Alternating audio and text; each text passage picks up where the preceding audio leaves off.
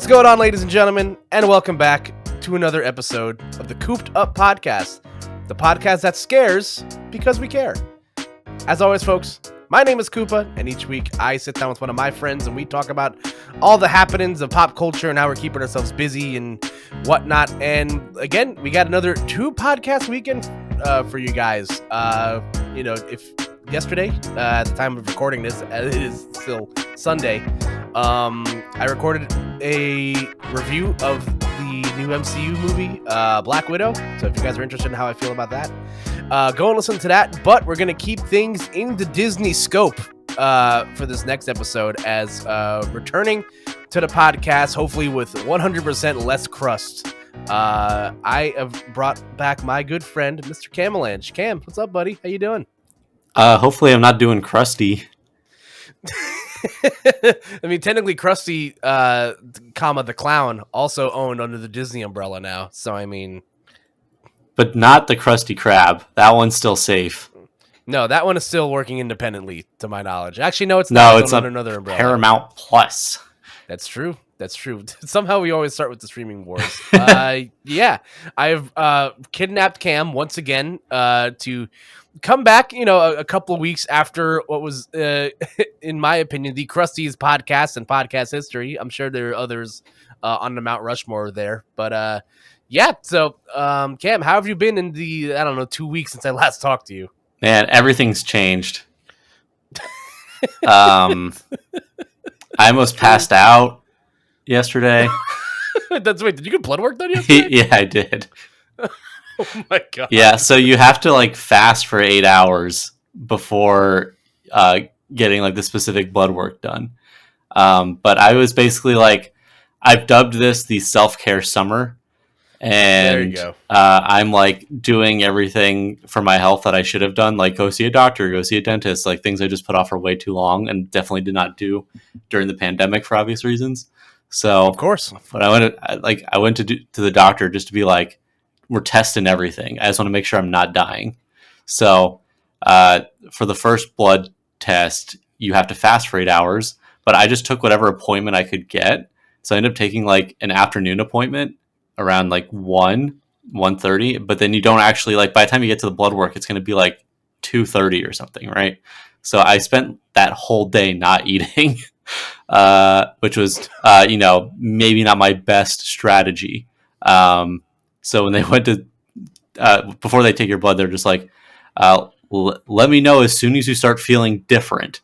I like that phrasing, feeling different. I love that. Yeah, so I was okay. And then very shortly into them starting, I started to feel different. But me being also an extra dumbass, I was because I can't remember the last time I've gotten blood work. So I didn't know what it should and shouldn't feel like. So I kind of just was okay, this isn't great, but, gotta hang in there for a bit. And then I started feeling lightheaded. And I was this is probably what she means. So I was I feel lightheaded. And then she's okay. And then she stopped immediately. And then another nurse came in. And then just all of a sudden I'm pale, sweating. My hands are tingly. They give me a lollipop. And then they tell you to cough like you smoke, which I don't smoke cigarettes. So I don't know how to do. I don't have a cough or smoke. So I'm just forcing myself to cough while sucking on a lollipop. And then they eventually lay me down, prop up my feet, and I'm just drinking water. And fortunately I did not pass out, but I got dangerously close to passing out. And then thank God that they got enough blood for that test that I didn't need to redo it later at another date. That was my biggest fear, was that I had to clock out too early, so to speak. But there were 2 other things that they needed to pull blood for. So I was okay, but they told me that I could go eat and come back. So I literally left, ate a ton of Thai food, drank a soda to get my sugar back. And then I got the remainder of my blood drawn and it was totally fine. But, yeah, that was an experience that I had not undergone before. So that's probably the most exciting thing that's happened since we last talked. Dude, that's gnarly. I've gotten my blood done a couple of times for blood tests, and the last few times I've gotten it done, I've learned that as long as I don't look at the needle, because I'm terrified of needles, Mm-hmm. then I'm fine. Like I was deathly afraid when I was getting my COVID vaccine that I was going to look at my arm, see a needle in me, and then just start Oh like yeah. bugging out. No, And, I like, never falling on look. the I floor. never look.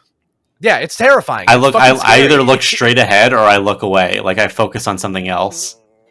Yeah, so like I was deathly terrified of like what could possibly happen, and I remember years ago, for some reason I went into like the doctor's office with like an unusual amount of confidence that day, and I was like, yeah, I'll be fine, like I gotta get some blood drawn, like it'll be cool. And the nurse is like, all right, you feeling all right? I'm just like, yeah, I'm good. And then all of a sudden I just start like pouring sweat out of my body. Like I'm just like freaking out. She's like, you want to lie down? I'm just like, yes, please, yes. She like start like feeding me water, and the nurse is like holding my hand. I'm just like, oh man, like I've been off a little bit more than I could chew today, didn't I? That was definitely brought me back down to earth very quickly. It is crazy how uh one, I mean, the nurses were incredible. They were super nice and they kept me from passing out. But it is crazy how like being in that moment, you just feel like is this what dying is? Like people just being like stay with me, man. Like like I'm just like because you really don't feel like you're present when that's happening. Like because you're just like you can feel your senses kind of being like you're like, oh man, like I am like it is hard to like stay in, like I'm just trying my best to not lose grip of myself. Like I'm just gonna drink water and like I don't know, it feels very strange. And it is like actually like it is like physically exhausting. Like I was so tired after that. I was like, even though I didn't actually pass out, I just felt like wiped out. Yeah, no, I mean that puts a lot of a strain on your body, but good to know that you are healthy, otherwise, and all that jazz. Yeah, we'll see what And the tests say, but I'm not expecting anything surprising. But that's why we do this, just to make sure. I mean, you out of the people I know in my life, you have always struck me as one of the more like healthier people that I keep in my immediate circle. Wow, I'll take it. I feel like maybe just this past year particularly feels bad because I just like haven't done anything physically. Like it's pretty bad, but my diet is not the greatest. But I think just in terms of like, I think I'm just lucky that my body is like, I'm just taking advantage of like my body not being bad, I guess, and I'm not doing it any favors. So I think like as I approach 30, I need to like start doing some things to preserve that. Yeah, once you turn 30, you might as well just be, that's when the back pain really starts to kick in. Oh, so, yeah. Can't wait. I'll be there, soon after. So, nonetheless, though, enough about us aging ourselves. How about we de-age ourselves with today's podcast topic? So we're doing this is an idea we had actually when we were going to when we did the last podcast we did, we talked briefly about the new Pixar film, Luca. If you guys want to go listen to that podcast in its heavily edited state, because my God, that was a nightmare day. Please go ahead and listen to it. And because, we talk about Luca near the end of the movie. And I definitely wanted to talk more, Pixar and stuff generally. But the Sonic news was just so potent that week that we kind of like had no choice but to like, change our plans at the 11th hour. And it had to be done. Yeah, we had to. It was on brand. But an idea that I wanted to do with that is like, we're entering the summer. Marvel had it's not Marvel. Pixar had its big release of the summer. And I was like, oh yeah, we could talk about like our arbitrarily rank our top 5 favorite Pixar movies. I did a top 5 list as a podcast, earlier in the year, and that was very well received. I think people just are big fans of arbitrary lists of stuff that they can watch at some point, especially on these like very, I'd say Pixar movies and Disney movies in general feel like pretty low hanging fruit in regards to like where, rankings and stuff like that. Cause everybody's done one, whether it be like professionally or like what we do where we're like, I don't know, drinking in a bar and get into an argument about it or something. So I was like, maybe we could find some way to like come back to this topic at a later date. And lo and behold, Pixar launched a TV series this week. So I figured what better time to get you back on the show than now to talk about the new Pixar television series Monsters at Work. Yeah, and trying not put the cart before the horse, but it's relevant to one of my favorite franchises in the Disney universe. So, That's how it's that one world in Kingdom Hearts, right? yeah. Speaking of, I'm now at the Pirates of the Caribbean world. Just as an update, I just completed Frozen, and going from the cartoonish realm of Frozen to the hyper realistic Pirates of the Caribbean with Johnny Depp. What a weird game! It's just so. It is crazy though. Like the Pirates of the Caribbean stuff actually does look very good. Like I am like constantly impressed by how pretty this game is. It's so weird. So just for context, as someone that's like not super familiar with the passage of time in Kingdom Hearts 3, how far into the game do you think you are at this point? From what I was told, it's not that long of a game. So I'm about 20 or so hours into it. So I think I'm getting pretty close towards the end. I think I was told you could beat the game in like if you take your time, even it's like 30, 40 hours of game. So I think, oh wow, yeah, I don't think it's that long. Maybe I'm getting those numbers wrong, but yeah, I think I only have, unless there's more that pop up that I don't know about, I think I've only have like one or two more Disney worlds after Pirates. So like I haven't done Big Hero 6 yet, and I have to fucking watch that movie before I play that world. I'm putting it off because apparently in Kingdom Hearts 3 that the story of the Big Hero 6 part is a sequel to the movie. So oh wow, I'm like, which is like a cool idea, like that's pretty ambitious, but I'm like, well, I haven't seen the movie, so it's going to be completely lost on me. So I need to watch it so I can get the full Kingdom Hearts 3 experience like they intended. So just a way that Nomura, Nomura intended. Yeah. But anyway, yes. Movie, I think you'd like it. Yeah, I'm sure it's fun. It looked like a fun movie. Yeah, it's a good watch. Not to be confused as a Pixar film, though. No, it's not Pixar. That is Disney. That is Disney Animation Studios. Totally different. Correct. For folks at home that may or may not know the difference, because as I do appreciate the change that Disney Animation Studios has made to 3D animation, but man, these films do look eerily. Some of these films do look eerily similar. So I even myself get confused sometimes. Yeah. Like, I think looking at this list, I'm just like, wait, Brave was a Pixar movie? I'm just like, oh shit, yeah, it was. Yeah, it's one of the 4 Pixar movies I've not seen. Legasp. Well, we will get into that as we get there. So I think we could start with the easy stuff first. Like we said, the Monsters at Work is what really sparked me to get off my butt and get the train moving on this much quicker than anticipated, because this kind of came out of nowhere for me personally. I don't know how long in advance this show was announced. Like I don't know if this is maybe something that was announced at like that Disney like investors meeting like at the end of last year or like beginning of this year. But I remember I saw a trailer for this on YouTube from one of those like trailer website, like trailer channels. And I'm like, oh, this is probably like a shitty fan made trailer. And then I clicked on it and I'm just like, wait, no, this is real. What? Yeah. Like, so I don't know how like you came across finding out about the show, but I think I just like opened up Twitter one day and they're like, oh yeah, coming in like 3 weeks, Monsters at Work, Pixar's first ever animated television series. Yeah, I did a really quick check on the timing of things. So I think the first teaser trailer was released back in May. So that's not that long ago. So I think like the marketing for it was a pretty short window.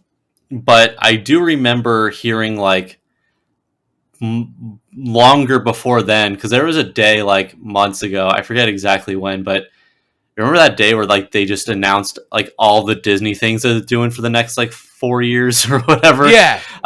There's like a bunch of threads. Like here's like every Pixar thing that's coming out in the next 5 years. Here's every Marvel thing. And I remember seeing Monsters at Work on that list. So I was like, I was waiting for it because I love Monsters Inc. And they basically pitched Monsters at Work as Monsters Inc. version of The Office. And I was like, I mean, you take 2 great formulas and you put them together. I want to see that. So Obviously, it's a very high bar to set. I mean, The Office being one of the greatest sitcoms of our time, but I think I really love Monsters Inc., and I think it does have a setting that could work with that kind of a vibe. So I was like, I'll definitely watch this. Yeah, I've kind of known about it for a bit, but I think in terms of like the actual, like when they started marketing this thing, yeah, it did come fairly quickly. Yeah, it was. I'm glad you drew that comparison to The Office as well, because that's the exact vibe that I got when I started watching this. I'm just like, wait, this is just like a Pixar like version of The Office, and I kind of love it. And I know like when you say The Office to certain people, especially in our like age demographic, it's a very divisive comment. Like people either love The Office or they loathe it. Uh, and so I feel like, depending on how you feel about it's definitely like it has Office tendencies without being like exactly like, one for one, like a copy of it. Like there isn't any of those weird like mockumentary style like cutaways and stuff like that. But there are characters that like definitely feel, like the Jim Halpert role and the other tropes that you see throughout The Office. And literally Mindy Kaling, who is in The Office, is in this show, which I found like hilarious. So Yeah, no, I mean, I think like the thing that happened with The Office is it's just because it's so popular that I think people just don't like it because of how popular it is. Um, that tracks. because like there's people who are just like their personality is I like The Office, and that's like boring. But and then I think like it's I mean obviously I'm not saying that you can dislike The Office, it's fine. But I think people came to like people who like would maybe just dislike The Office and stop thinking about it, just like came to loathe it because they have to see it all the time. Yeah. But I'm definitely in the camp of like I do think The Office is one of the greatest sitcoms ever made. So I love that show. I think it's like endlessly rewatchable, and I think like I don't know. I think it does do something special that warrants the attention that it has. I think it's like one of those just like lightning in a bottle kind of things. So I like The Office a lot. I think it's an achievement in television for sure. Whereas, spoiler, but I think Monsters at Work has some more work to do. Oh, yeah, we can get to that in a second too. But yeah, just real quick, touching on the Office as a personality trait thing. I can't tell you how many times on dating apps I see a bio that reads "looking for the Jim to my Pam," and I'm just like, God, Yeah, that shit sucks. You don't get it. You don't understand. Watch the goddamn show. But sitcom masterpiece. It's one of, in my opinion, one of the best sitcoms ever made. So Yeah. we'll have that podcast one day. Trust me, we'll get there. I'm waiting. I'm sitting on it. That's my magnum opus. Oh boy. But yeah, but yeah. So the first two episodes, I believe it's a 10-episode ordered series for this first season at the very least, of Monsters at Work, was dropped this past Wednesday, and this is weird. I'm not sure how I feel about this because I know I think they started this with Loki. The Disney Plus drops all their premieres on Wednesdays now, which I'm not sure if that will make like a big difference in like viewership. It's for some reason it just strikes me as strange. I don't know. I have to assume for a company as big as Disney, they got to have the numbers to support it. Yeah, There has to. I'm sure there's a good reason for it. But yeah, I mean, I didn't get around watching it until Saturday. So like, yeah.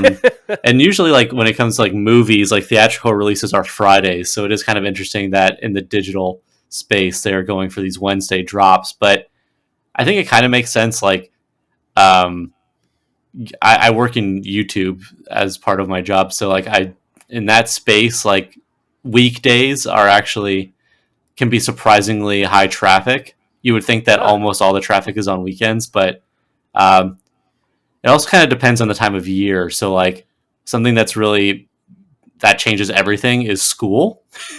Yeah.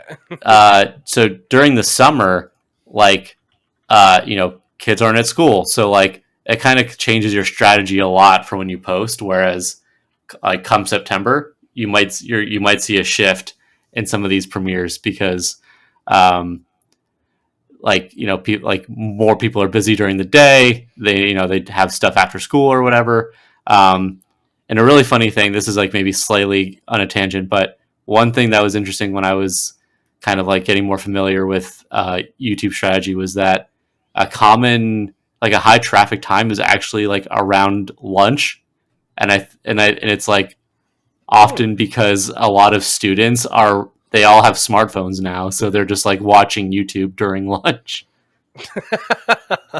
Well, it's a good thing I drop my podcast usually at 12 o'clock in the afternoon. There you go. That's my strategy. All new episodes of Koop'd Up will now be dropping on Wednesdays at noon. If Disney can do it, so can I. Damn it. Yeah, but speaking of the drops, though, I think like because you kind of mentioned how you felt like this kind of came out of nowhere, and yeah, I feel like I don't know if it's a symptom of this digital era, like just this like everything going out digitally, like digital marketing, but it does feel like I don't know if it's just Pixar that feels this way, or if it's all the Disney IP. Because like Black Widow, I felt like I kind of forgot that was coming out, but maybe that's also because I'm just not as invested in Marvel.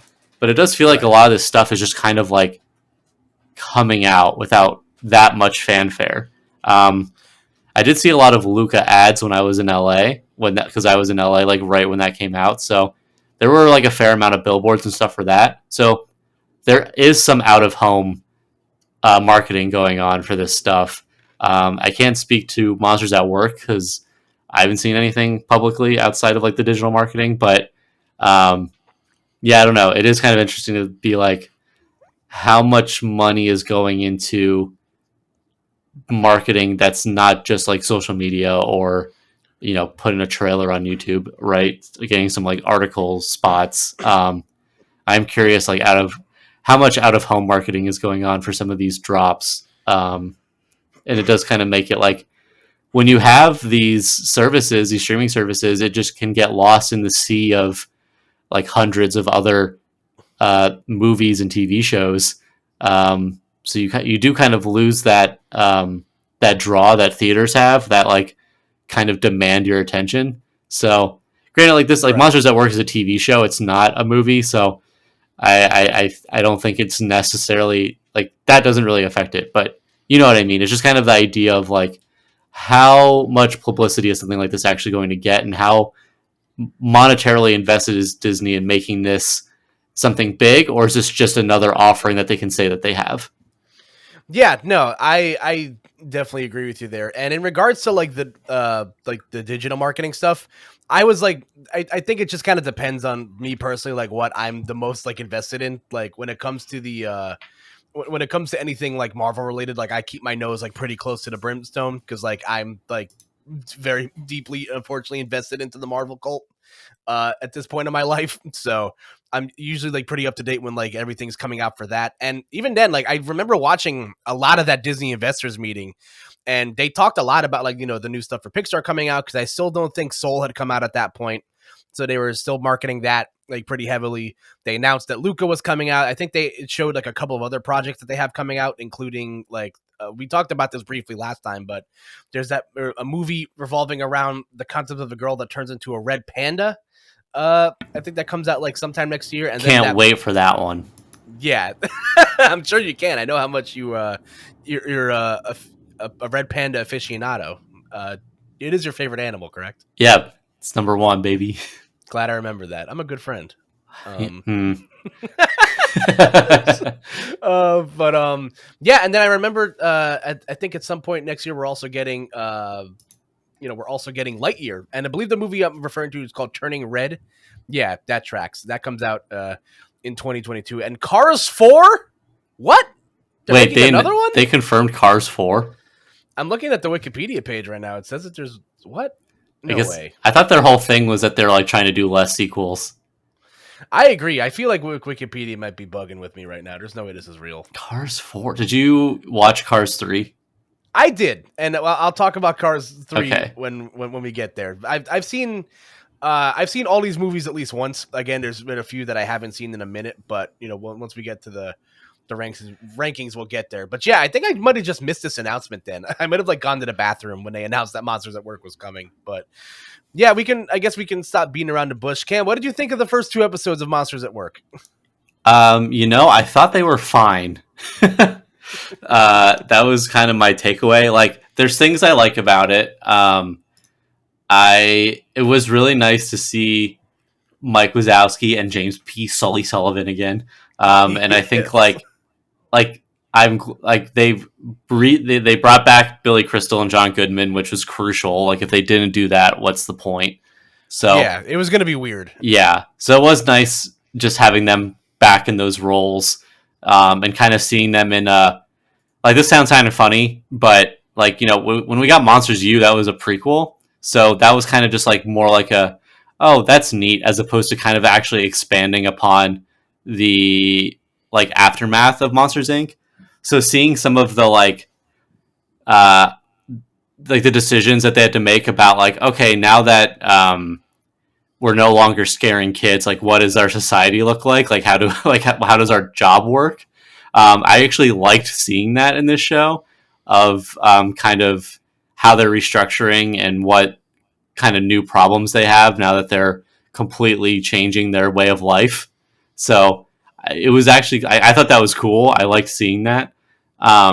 It's definitely like a little just like Disney TV show thing where it's like you guys are both the bosses now. Yeah. I'm like sure. I guess it makes sense. Like it's fine. And I think it's like kind of neat that I think in concept, I think it's cool that the new character Tuskman is like was one of the initial concept arts of Sully.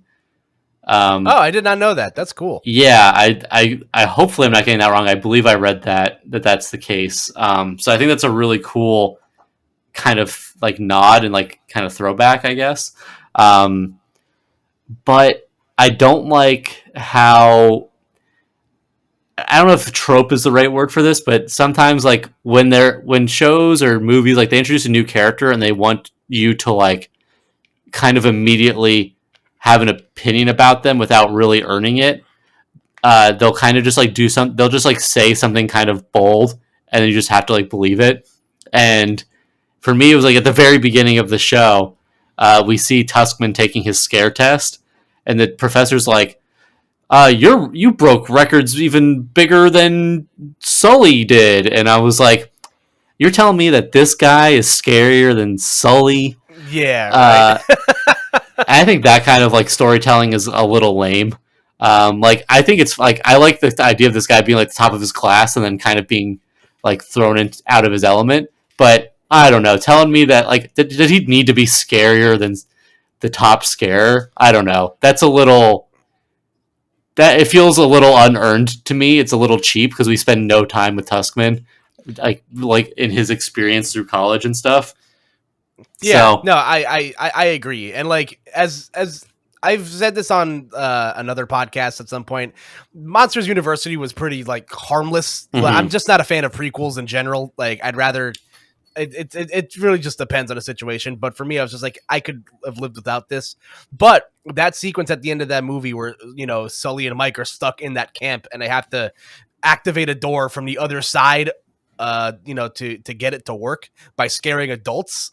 Like that whole that sequence was like mortifying, and you're trying to tell me that this guy shows up, to take his final exam in a controlled environment, and is scarier than Sully. Like I agree, that feels like it's a little like tropey, and but it is what it is. And yeah, I kind of echo the same sentiments that you felt with these first couple of episodes. Like I thought they were fine.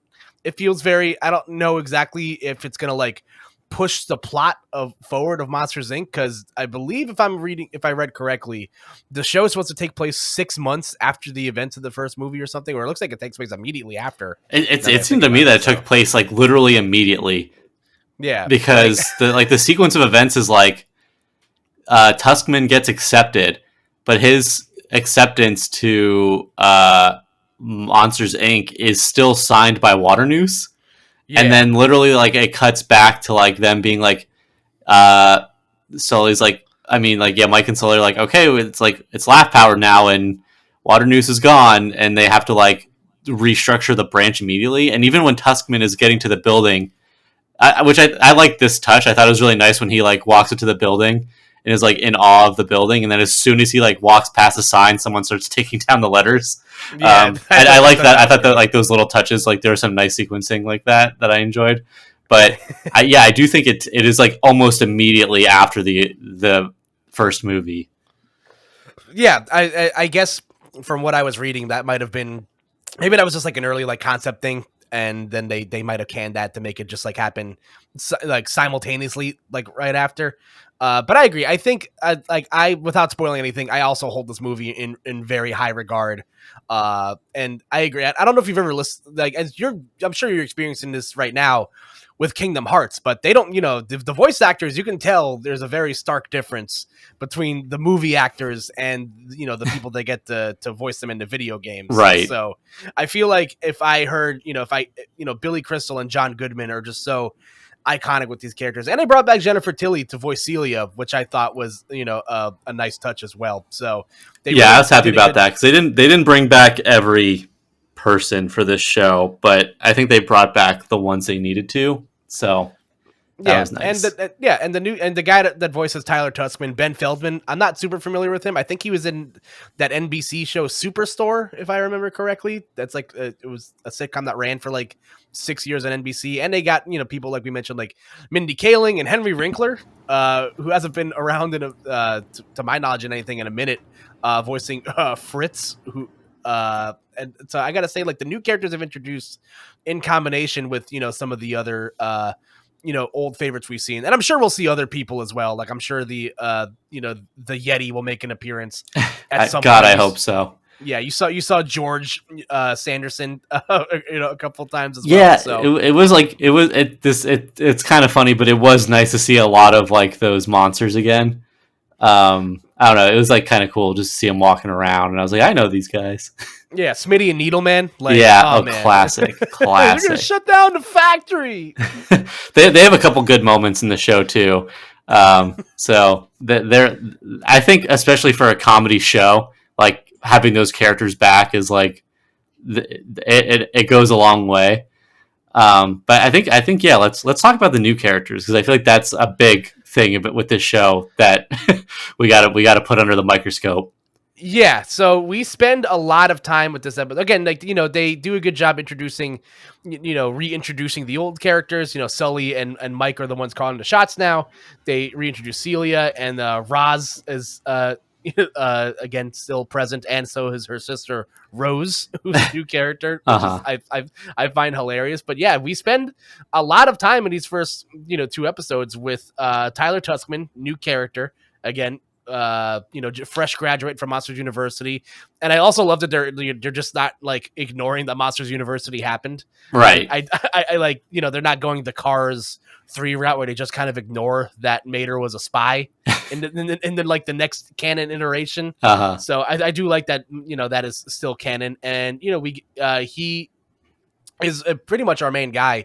To start out, we also he gets part as you mentioned, he gets an acceptance letter from Mr. Waternoose, but then as he shows up, he learns that, oh yeah, we don't scare anymore. We do laughs. So I think it's like someone makes like he makes like a parting comment about like his parents owning a hardware store, so they put him on the maintenance team, which I think is a funny concept. And you get introduced to Fritz and Val, who are voiced by Henry Winkler and Mindy Kaling, as you mentioned.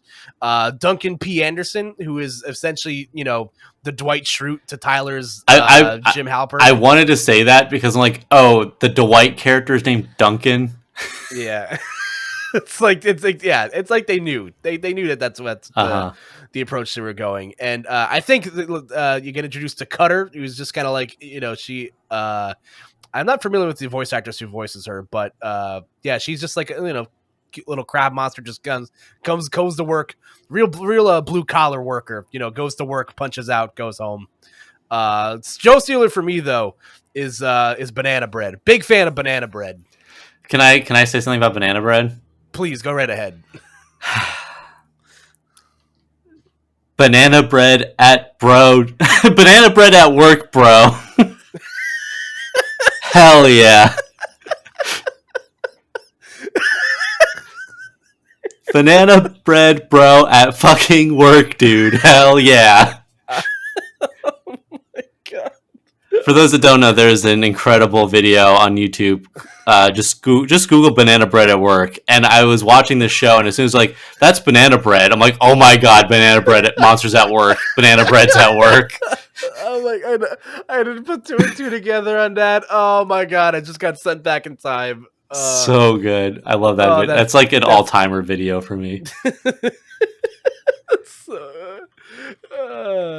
That's so funny, man. Yeah, listen. I gotta like recalibrate myself. That brought me back. Yeah, but fun fact: banana bread. Who later find out his name is Winchester in the next episode, which I find hilarious. They just call him banana bread because he doesn't talk. They just don't know what to call him. Okay, that was one thing that didn't make sense to me in universe about banana bread is that I assumed that the joke was because he just like doesn't talk that they didn't know what his name was, so they just call him banana bread because he brings banana bread every day, right? Like that makes sense to me. That's we're threading the needle here. But then it is clearly established later on that people do understand him because they do the gags where it's like and they're like, oh, very insightful. But like, and I'm like, oh, so you care? There are monsters that do understand what there's like what he's saying. So that actually like that lost me. I was like, yeah, you actually didn't decide on a clear narrative here. You kind of just like changed the joke to make it work for whatever scene that the character was in. So that upset me because it's not like it sounds picky, but I thought that was sloppy writing. Yeah, I guess I can see where you're coming from. It's funny the whole time whenever Banana Bread had like a speaking part, I just thought of that one guy from that episode of SpongeBob. Oh yeah, I can't understand your accent. But it was even like people within like the Miffed team because their whole thing was like, yeah, we call him Banana Bread because we don't know his name, and then so you assume that that's the joke is that because they can't talk, no one understands them. But even like Duncan, there's a scene where Banana Bread is like the only witness to Duncan like hazing Tuskman. Yeah. So I thought the context there would be that Duncan would lie about it, and then Banana Bread wouldn't be able to defend Tuskman because he's the only one that witnessed it. But then, but then Banana Bread's like, and then they're all like, oh, "Why would you do that, Duncan?" So I'm like, "So you do understand Banana Bread? Are you expect me to believe that there was like this entire time Banana Bread was never like, actually, my name is Winchester?" Like, I don't know that the inner logic fell apart for me, and that was unfortunate. Yeah. But fun fact: Banana Bread, voiced by D. Bradley Baker. Baker. Kind of. Yeah. The voice of Olmec from Legends of the Hidden Temple, famously. Kind of weird. So Baker's character was named Banana Bread. Oh, God damn it. I hate it here. Oh God, you're so smart. Yeah, but yeah, I thought I thought the new characters were fun. Especially with seeing Monsters University, you get to see like the expanded look at like different monsters. So like when Mindy Kaling's character shows up, I'm just like, oh yeah, it looks like that guy that Mike was friends with in Monsters University, whose name escapes me. Yeah, I forgot too. I do think I think Mindy Kaling is the standout out of the new characters for sure. I agree. She's great. I gotta say that I liked Banana Bread just because I liked the name, but I thought the design was fun. But now that Banana Bread's like probably not going to in episode 2, Banana Bread gets promoted to like jokester, so I feel like we're not going to see that character that much anymore. But Fritz is just like not funny to me. I don't find Fritz funny like at all. I just think he's like annoying. I don't know what your thoughts were, but like all of his jokes are just kind of like, I don't know. It just doesn't like work. The character doesn't really work for me. Yeah, it fell a little flat to me. It feels like Henry Winkler is definitely like landing on like a little too thick. Like it's like, oh yeah, I could be like your like supportive uncle figure who like doesn't show up every now and then or something like that. I was just like, this is so corny. Like there's Yeah, definitely like corny is a very good way to put this show. yeah. There's a lot of things in the show that definitely kind of made me like roll my eyes a little bit. I'm just like, ugh, oh boy, that was a lot. And like I think one of the biggest plot points of the second episode is that uh Tuskman is trying to like fit in with the team and do that, and they go through this whole ritual of him just trying to tighten a bolt, Yeah. or like they're trying to tighten a nut. I'm just like, you're telling me your parents owned a hardware store? By the way, Tyler Tuskman's mom, voiced by Aisha Tyler. Fun fact, according to the credits page. Nice. So, and yeah, that also, was why did Tuskman's mom remind me of the mom from Home movies? Oh god, no, I have to Google it now. The design like felt very similar to me. I have to look this up. It might be a stretch, but that was like the first thing I thought of when I saw her. On the fly. Because also Home Movies has that weird art style where the characters are kind of blobby. So like, oh my god, you're right. Yeah. Oh, it's weird. Yeah. I don't like this. Oh god. Yeah. Oof. Yeah, that's a show. Yeah. That suddenly we're just going way back in time with everything today. But yeah, I'd say of the new characters, I definitely feel like I think the character's name is Val. Yes. Mindy Kaling's character, definitely to stand out for me. And I think Tyler Tuskman's a fun character. I don't know exactly like where this show is going to go. Like we said, like it is technically a sequel series, but like if people are expecting us to like advance the plot of Monsters Inc., I doubt you're going to get that here. Right. Also, one thing I found really weird is that I'm pretty sure, like technically speaking, the runtime of episode 2 was shorter because they ended the episode with that Mike's comedy class. Oh right, yeah, they had like kind of like a post credits segment or kind of thing. Yeah, that felt like just like a way to kind of like pat on the runtime a bit for like a slightly shorter episode. But right, yeah, and that with every episode there's kind of like the A plot and the B plot. So you basically are either following Mike and Sully trying to like get the reins over Monsters Inc., and then you have like Tyler Tuskman and Team Mift who are trying to like get Tuskman to like be part of the family, and he is like the hesitant hero, right? Yeah. And then generally it seems like at the end of both episodes, both their storylines converge in some way. So that's like kind of the structure of the show. So I do like that we still get to spend time with Mike and Sully. Like, I would not watch this show if it was only the new characters. So yep. I like seeing the Mike and Sully parts, and yeah, I don't know. I think the fact that like maybe it just needs more time to kind of find its footing. But since I wasn't like Tyler Tuskman is fine. He's kind of a wet towel of a character, but a lot of those kind of roles tend to just be like your default, like they just made up a guy, and that's fine. Yeah. So it works, and I think his motivations work. Like he wanted to be a scare, gets stuck in this job he doesn't really want to do.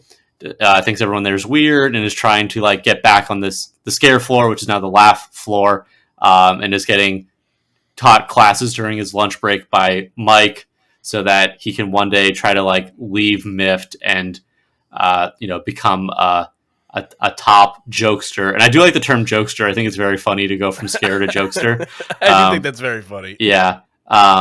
So like I think that all works for me. Like that makes sense. Also, I do think it's like, I don't know if I would say it's funny, but there is it is humorous that the department is named Mift because he's miffed being there. He's miffed that he's there. I dig that, and yeah, I agree with you. Like, it is fun to like spend time with these characters, and even especially in that second episode where like Team Mift like goes into action to like fix that door track that like malfunctioned. Like, I thought that was pretty cool. I thought that sequence of Tyler going into the human world and trying to make that kid laugh only for like nothing to happen, and then like just for all hell to break loose was a great sequence. Yeah, that was a lot of fun. Yeah, and then one of the other things I'm really impressed by is how like great the animation style in the show looks. Like, I definitely was not expecting it to like pour, like, for it's a Disney Pixar, funded television series, so I imagined it would at least be up to the standard of where their current films are. And we talked about that with Luca, how Pixar just seems to get increasingly better at animating their films as the years go by, and I'd say it looks pretty good for a TV series. Yeah, I'm so torn about it because I watched it and the characters are definitely a lot more stiff than like your normal Pixar, um, and the graphics, I mean, just the quality of like the 3D models, like it looks fine. Like it doesn't look bad. I think it just looks like it looks all right. Like maybe a little bit better than all right, but the lighting isn't going to be quite as like what you're seeing in, like Luca and movies like that. But this, if I'm correct about this, the show is not even animated by Pixar. It's a different, Oh, wow. yeah. I believe that it is a different animation studio that this was sent off to.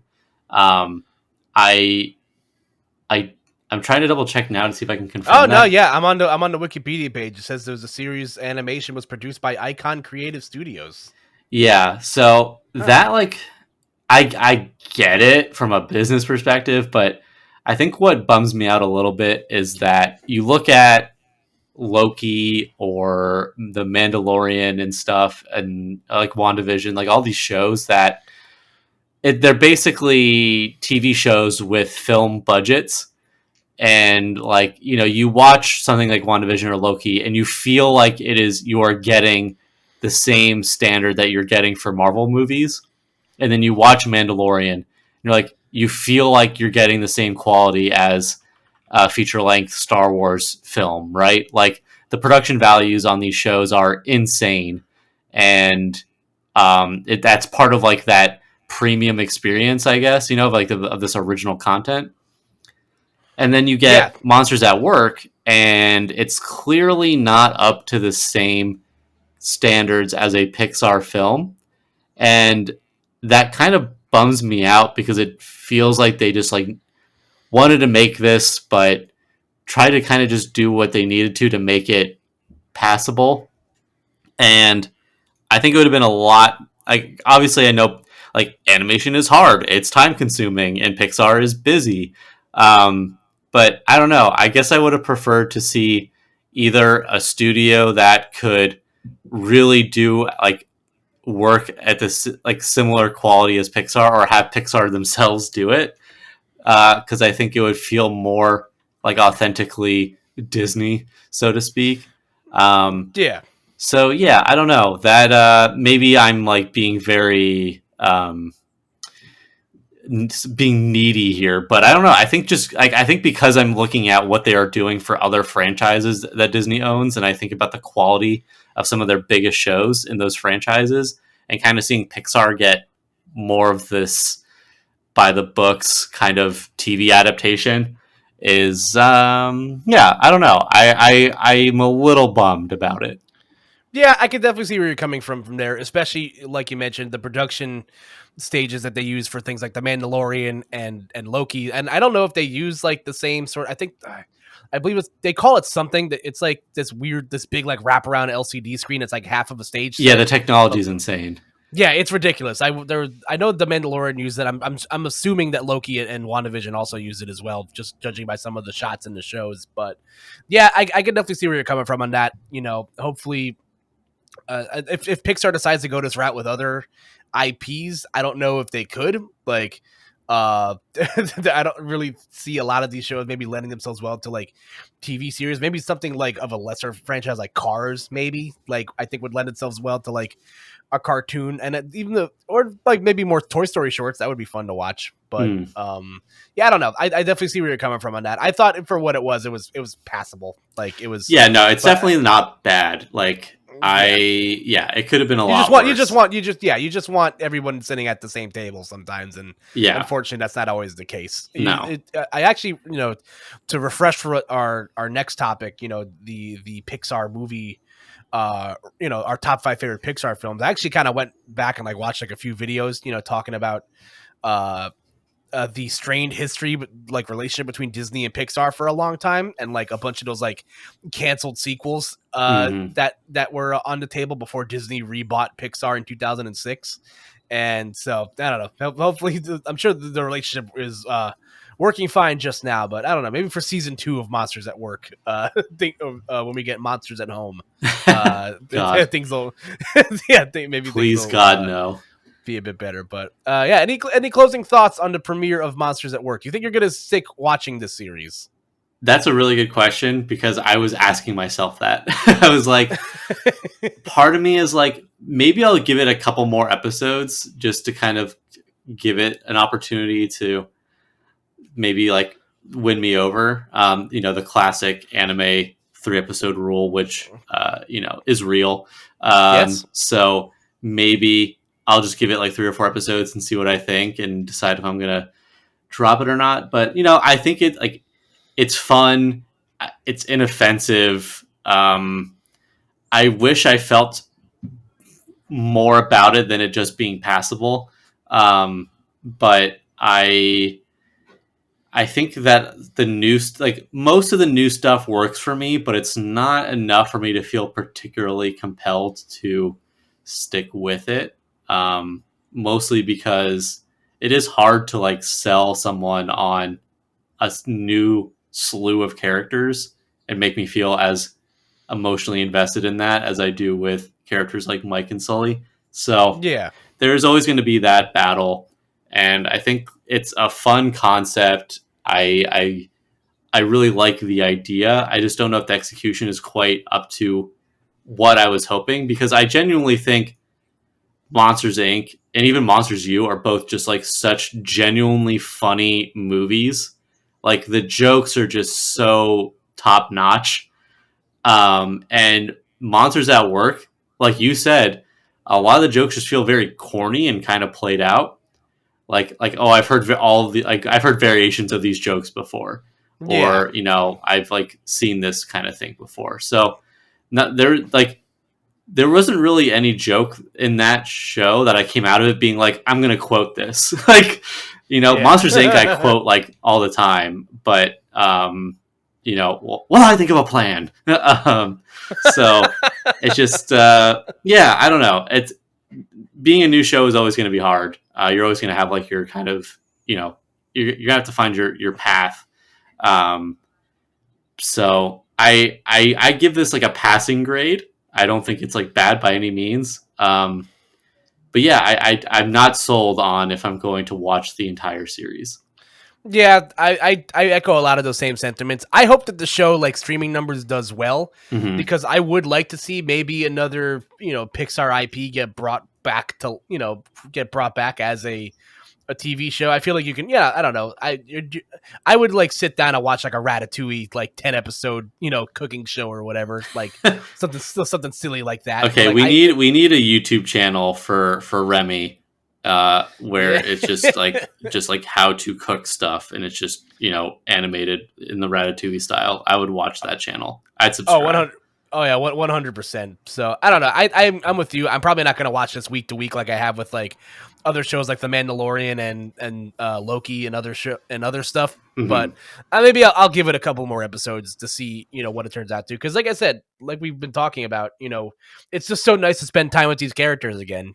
Monsters University feels like that movie came out like 5-6 years ago at this point or whatever. I feel like it's been a few.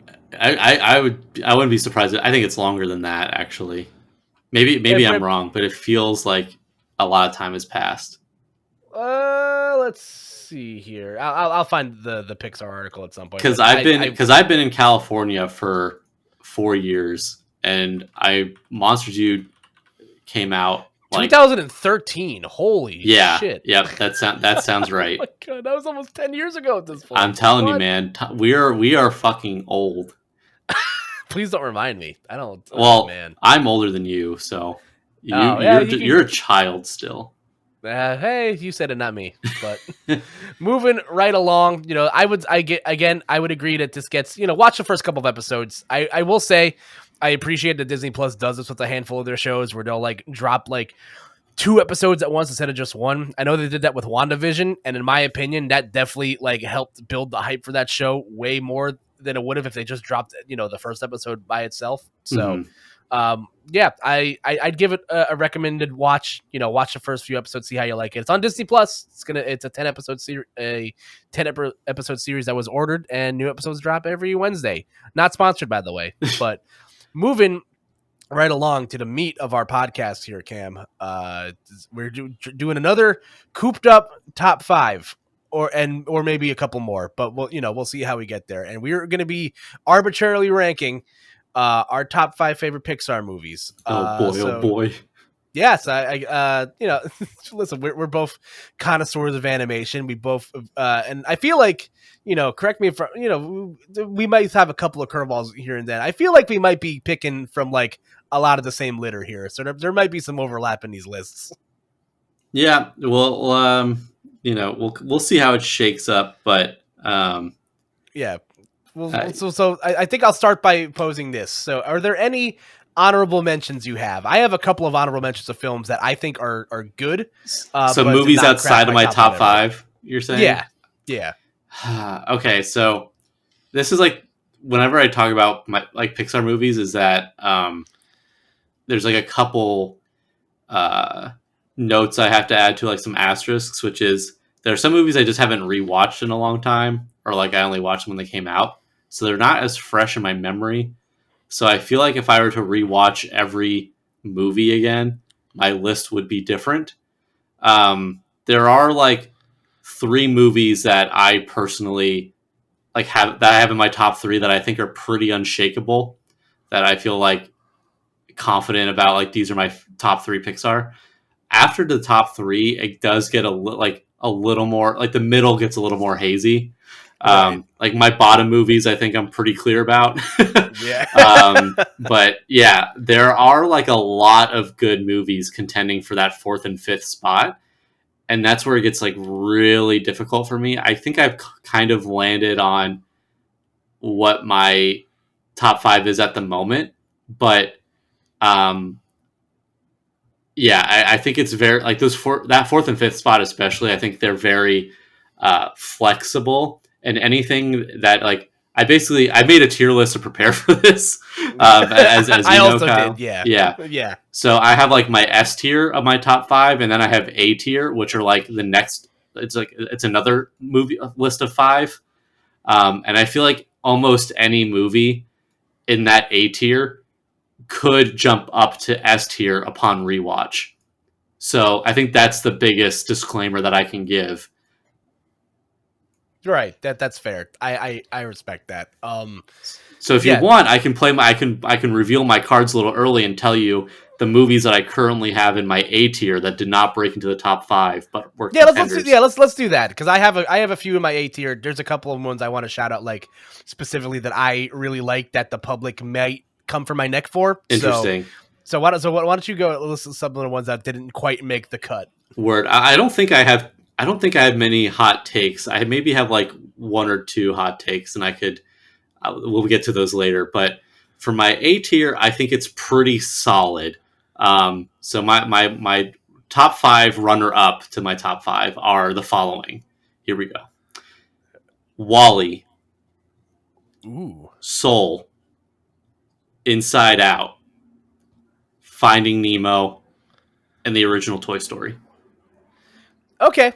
You know what? I actually, so without revealing my hand too much, one of the films that you listed made it into my top 5. But okay. I won't disclose too much. But yeah, I have a lot of those same films in my A tier as well. Like let's hear them. I have WALL-E in my A tier. I have Finding Nemo in my A tier, and I have Toy Story in my A tier. And I feel like the original Toy Story to me is like, it was so hard for me to rank that, because like I know like those films feel impossibly hard to rank because they're all really good. And I grew up with Toy Story. Like that was one of my very first hyperfixations as a kid. I'm sure most kids in our age group feel Toy Story is Pixar. Yeah, it is. So like I watched it so much growing up. I was Buzz Lightyear for like 6 Halloweens in a row as a kid. I had all Nice. I had all the toys. I had an RC car. I had like that was my jam as a kid when I was younger. And as I've grown older, like as an adult, my brother and sister have had kids, and I've got to watch them go through their Toy Story phase. So it gives me an excuse to sit down and watch all these movies again on repeat, for the rest of my life. And it doesn't. It's one of those things where the makings of a good film is that like I can jump in at any time and still sit down and finish it. Like Mhm. I could, like it could be the moving truck scene. It could be the Pizza Planet middle of the movie scene, the scene at the gas station where where Woody and Buzz start beating the crap out of each other. Like Yeah. there's just certain parts of that movie where it's just like I can tune in at any time and love it. And it's the same thing with movies like Wall-E and Finding Nemo too. Probably more Finding Nemo than Wall-E because I've seen Wall-E significantly less, but I watched a lot of Finding Nemo growing up. That was one of the few back when like bootleg DVDs were a thing. Oh God. My parents got a bootleg DVD of Finding Nemo. But yeah, I stand with you with it. With those choices? Those are pretty solid. Yeah, we're on a similar wavelength there. I like the only difference is that I have like 2 additional movies in my A tier. But Yeah. Toy Story, I mean, it's literally what put Pixar, like that's what they started with. It put them on the map. It's an incredible debut film. Or wait, did Bugs Life come before Toy Story? No, I believe Bugs Life came after. Okay, I want to make sure that my history wasn't wrong. But Toy Story was their first movie. Yes. Okay, great. Yeah, Toy Story is like it's a rock solid film to debut with, especially considering the technology. Like making a 3D animated movie at that scale was just something no one did. Like they were really truly pioneering the space for what modern animation is today. And Toy Story, like even you watch it now and there's a lot of things about it where you're like you can feel how it's aged, like how all the children at Andy's birthday party are the same model. It's just like or just look how like Scud's animated versus how like who the dog, Sid's dog. Oh, okay. I couldn't think his remember. name's Scud. Yeah, I don't know. I don't remember. I might be Mandela. No, I believe you. It's just when you said Scud, I thought you meant Sid. I was like, so I had to, but okay, yeah, that's but just like look at how Scud's animated in Toy Story 1 versus how the cat in Toy Story 4 looks. Like it's it's night and day. Absolutely, but I have. You gotta respect Toy Story. I mean, and it's also just like I think it is well written too, like genuinely funny. I kind of like that Woody's like kind of an asshole. Like it's I don't know. It's like something you don't see a lot, and like something that would be like a movie for kids. Like I think it's like genuinely entertaining, and there's a lot of good like dynamics between the characters. So and it is like it's almost kind of dark in a way too if you think about it. So I don't know, I think there's a lot of appeal. The movie does a lot of things right, and you just kind of got to respect it. If there's definitely a piece of media that shaped my like sense of humor a lot, it was Toy Story. For years, like I'd like just like go up to my friends and be like, "What are you looking at, you hockey puck?" Like this is just like you are a toy. You are a sad, strange little man, and you have my pity. Like, yeah, still hits. Such a good line. Oh man, yeah, it's classic. Yeah, but my A tier is a little bit bigger. I just don't want to like reveal too much of my hand. However, there's a couple of films that I want to give special shout outs to that I think are that I enjoy them. The public may, so much might not, but I think these films are fun. And that's Toy Story 4 and Cars 3. I actually, both these, like Toy Story 4, I don't have to harp on it for too long. The same conversation points have been said to death. It was a fun movie. It was fun to see those characters again. It was completely unnecessary, but it was fun. I had a good time with that film. Cars 3, I legitimately think is a good film. Out of the Cars movies, it's, in my opinion, I think you share the same sentiment. It's definitely the best of the 3 Cars films, and it was a good watch. I thought it was fun. Yeah, I mean, I defend Cars 3. I think, Cars 1, by like maybe normal movie standards, is like a perfectly fine movie. As a Pixar movie, it's like really underwhelming. Mhm. Cars 2 is a total disaster. It's a car crash of a movie. Uh, Heyo. but Cars 3, yeah, easily the best in the franchise. They figured third time's the charm. And I think that Cars 3 is like legitimately a solid movie. I have it like as maybe the most middle movie that Pixar has made. It is like almost like the great divider between like the higher tier movies and the lower tier movies. It's like Cars 3 is like right in the middle of the Pixar list. It's a good Yeah. movie. Yeah, it was fun, and it's listen. Cars 2 was so bad It's that bad. they completely decanonize it in the third movie. They Yeah, don't they even just don't. mention that it They don't. happened. They don't mention it at all. Yeah, but I think it looks great. That initial movie poster of the film that came out with like Lightning McQueen like Oh, getting into a dying. wreck? Yeah, Yeah. dying. It was like so like it went so hard for no reason, and I think I blame a lot of why I enjoy this film so much more. Like, I've started remembering how much I enjoy this movie on the fact that Owen Wilson has been so charming in his role in Loki. Uh Like huh. he is. There's going to be a whole generation of people that rediscover Owen Wilson, and they're going to be like, "Oh my god, he was the car in Cars," and it's That's like, literally what the Zoomers are doing now. They're like, wait yeah, a second, and I'm like, it's oh like, man, I'm old. But yeah, but yeah, my yeah, back hurts. But Cars 3 I was fun. yeah, I haven't been watching Loki, so I don't have the same like Owen Wilson renaissance going on in my head. But I have been hearing things, so Good um, watch, big yeah, fan. yeah. But yeah, that's at least it for my honorable mention. Again, even like the bad Pixar movies, like quote unquote bad. It's like how Marvel movies aren't really bad. They're just somebody objectively has to be like the worst one. Yeah, Like I think there's only like one of these movies on here that I've seen that I didn't enjoy. Like and I Cars haven't gone 2. back to watch it since. Yeah, well, it's okay. There's like three. I can't Oh, count. 3. Okay. Yeah, it's like Cars 2. It's like it's whatever. I got some like sick enjoyment out of it because it's like a weird spy noir film, but even then, it's like not great. The Good Dinosaur, I I watched. genuinely think Cars 2 is just like a tragedy of a movie. Yeah, it's bad. I don't know. Like I saw that movie and I could not have told you what it was about. I have I no think idea there's. what that movie is. I remember. I don't know. They put like bad fuel into cars and they blow them up. It's like It's so it's pretty so morbid. weird. Yeah. The Good Dinosaur I watched once. Don't remember anything about it. And Brave. Brave is a movie I forget. It's a Pixar movie sometimes, but like Hmm. I don't know. That movie just left like zero impact on me. It's got like uh Meredith says like a really funny line in the movie where it's just like, if you had a chance to change your fate, would you?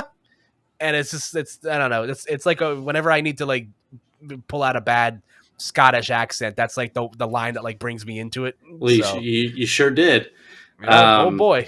well, yeah. I'll also like say as a disclaimer, there, as I said early on, there are 4 movies that I have yet to see from Pixar. So maybe my rankings would change a little bit if I saw these, but I feel pretty confident that none of these movies would break into my top 5, except for maybe one of them, but I kind of doubt it. So the 4 movies I haven't seen are The Good Dinosaur, Brave, uh, Onward, and Finding Dory. Now, Finding Dory, I actually do want to watch. I really want to watch that one. It was one of those things where it came out, and I was like, I should go see that, and I just never got around to it. Yeah, Because I like exactly. Finding Nemo a lot. It's in my A tier, and I heard Finding Dory is good. So that's probably the one that I'll watch next when I'm trying to get through all these. But yeah, I cannot imagine The Good Dinosaur, Brave, or Onward really breaking anywhere above like my C or B tier at the highest. I would So say if you're gonna go out of your way to watch any of those, watch Onward first. okay, That film had a lot of heart. As somebody with an older brother, like that film really like hit the spot. It was a lot. It was fun. And, yeah, Good Dinosaur and Brave, you can wait. yeah. Those movies are nowhere near to cracking my top 5. But as we get into it, like we mentioned, Cam, we are here to arbitrarily rank our stuff, and like we mentioned, we might be picking from like the same litter here. So if I say something that's on your list or you say something that's on, or vice versa, we can just kind of talk about it and move on from there. But I will give you the honors. You can start with your number 5 of your top 5 favorite Pixar movies. Whoa. Okay, here we go. All right. So for the time being, my current number 5 movie is Coco. Oh, okay. Yep. Yep. I had Coco at my number 4 spot, so this is Whoa. fun. Yeah. Whoa. Whoa. Look at that. So, Spoiler. yeah, spoiler. It's as we move down the list. So yeah, we can. So we can talk about Coco. Why do you? What do you think about it? I think it's just like I cried twice watching that movie. like um and I just like, you talked about Onward, like you felt like it had a lot of heart. I just felt like Coco, it has a lot of heart, and it's like, I think especially like as anyone that has ever wanted to be an artist, like that feeling of like, people maybe not understanding like why you're so passionate about the thing that you want to do, and having that like adversity and trying to like kind of break into it on your own. Like I find that relatable, and I think that like I'll try not to spoil it, but like, there is like a pretty compelling twist in the Yes. movie, and I think it works really well. Like the pieces are there, and you like, but I think I think it's like surprising enough, and in terms of like the themes of the story, I think it's like it just works very well with this whole, this like obviously a lot of movies are about family, Fast and Furious, but like it is just a very good story in terms of like being a movie about family, and it's tried and true. It's but it is just very well executed, and it's gorgeous looking. I also had the experience of when I saw Coco. A friend of mine, JD, was working at Pixar at the time, and I had the honor to go to like a friends and family screening of Coco. So Oh yeah, that's right. I remember you talking about this. yeah, so I got to see Coco like at Pixar, in like Pixar's theater. Um, and I didn't have to watch the Frozen short that people were subjected to before the movie. So I just got to go in, have my seat, and watch Coco. And I mean, it was excellent. It was just a really good movie. Yeah, no, I echo so many of those same sentiments. It's exactly why it's in my top 5. This movie has so much heart in it. The family dynamic is great, and just coming off of watching something like Black Widow as well, and again, Fast 9, Summer of Family. This movie is just so it really really warmed my heart, and as the music in this film obviously is iconic as well. The soundtrack is so good. Remember Me is a song that Yes, the music in this. I mean, you got to talk about the music. It's phenomenal. the music is what carries this film. Yeah. It's the soundtrack is phenomenal. It's won awards. I believe I'm assuming it won an Academy Award. I'm pretty sure it did that year. I think it did as well. I don't remember, but I believe you if you're. Yeah, best original song in the and best animated feature in Nice. 2017. So yeah, rightfully so. The music is great. Remember Me. Whenever I hear that song, like my eyes start to well up, and like it was the and grandma, man, the grandma. Yeah, man. Oh man, it's so good. And again, we'll try not to. I'm definitely. If you haven't seen Coco, please by all means go watch it. We shouldn't spoil it for you. Like go see it. It's worth it. It's got got so much heart. It looks beautiful. The music is great. It's a fun time. It's a cool set piece. Like El Dia de los Muertos as a set piece is a lot of fun. So yeah, I definitely recommend everyone to see Cam's number 5 and my number 4. So we're definitely on the same page already. But I already know with my number 5, I'm taking a turn that you didn't take. Because my number 5 favorite Pixar film is Inside Out.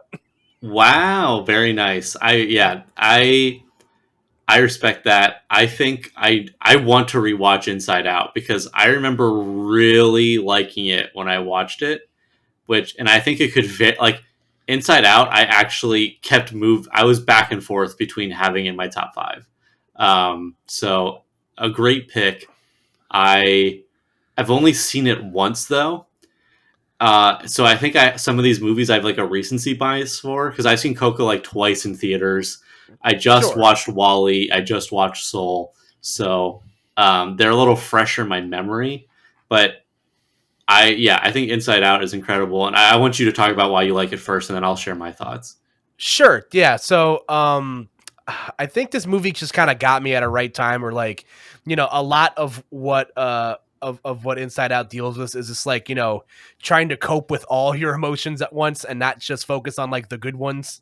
There's a lot of like, self growth between, Riley moving to a new city and having to adjust to a new school and all that stuff. There's a lot of like, coming of age stuff that you deal with, but also like, the journey that Amy Poehler and Phyllis Smith go on with as joy and sadness, and how, if any sort of imbalance in your emotions can really cause you a lot of grief and stuff, moving forward. Was kind of hit me at like a right time in my life. I was definitely at the first time I watched this movie, I was definitely going through a lot, and it definitely helped me like, cope with those emotions better. The animated It's animated beautifully. Like the film looks great. Again, like most of these, more modern Pixar films do. It's awesome. I love the message that it sends, and it's actually one of the few Pixar movies I own like hard physical copied. Like I own this film on Blu-ray. I like it so much. So Nice. I think I actually own it as well. yeah, it just hit me at such like a right time, and like, that's the thing about media that's like really really good. It brings you back to that first time you experienced it, and Hmm. it just hit me at the right time in my life where, this film really really holds a special place in my heart. So, and I love it. Yeah, no, it's a great movie, great choice. I've been thinking about it a lot recently, and I really want to rewatch it. And I remember it's funny because I watched. I won't go into it too much, but my dad and I watched Soul, and we had like a lot of conversation about it, because there's things that we both really liked, a lot of things that we agreed on, and then things that we kind of disagreed on, and then my opinion of Soul kind of started to morph the more because I watched it again, and I had more discussions about it, and I kind of like I still really like that movie, but I have some grievances with it, and uh, it was very funny because like we watched Soul, and then my dad like liked a lot about it, but then by the end of it, he was like, "Yeah, I don't really know if I like that movie." And then, but then he watched Inside Out, and then he goes, "Now that's a great movie." um, and I just thought that was really funny because I remember really liking Inside Out when I saw it too, but it had been so long, so I was like, it just made me kind of curious. Like, I want to rewatch it now, and now just like hearing you talk about it, I'm just like remembering just how good it is. I love a coming of age movie. I'm a sucker for them. Like most of my favorite, most of my favorite things in media are either coming of age or depression or both. So Yeah. Inside Out obviously is something that I just really resonate with. Yeah. The whole story of being a kid having to move and all that stuff is just like that shit's really hard. Many of us have been there, Yeah. and I think like something that I always grappled with as a kid that I'm really glad that Inside Out exists now for kids is that Yes. there really weren't any stories like mainstream stories like this that validated being sad, and maybe it would have been a little bit easier for me growing up if this movie existed, because I think Hmm. especially at that age it's so hard to like your teens and stuff, it's just hard to kind of process that like sadness and depression. And I think like I like even as like a like whatever like emo teenager or whatever, right? Like when I was Sure. Yeah. dealing with depression, I kind of had like this jade, like I don't know, I had a perspective where I was kind of bitter about people who could just be so happy, Hmm. because it just like kind of just like made me more upset because I'm just like how like how do you do it? Yeah. But like there is like obviously like I like this is such a hard topic to broach because obviously you like if you are depressed or have experienced depression, like you should seek help. Like there's always uh, someone there to help you, and there's like resources to tackle it.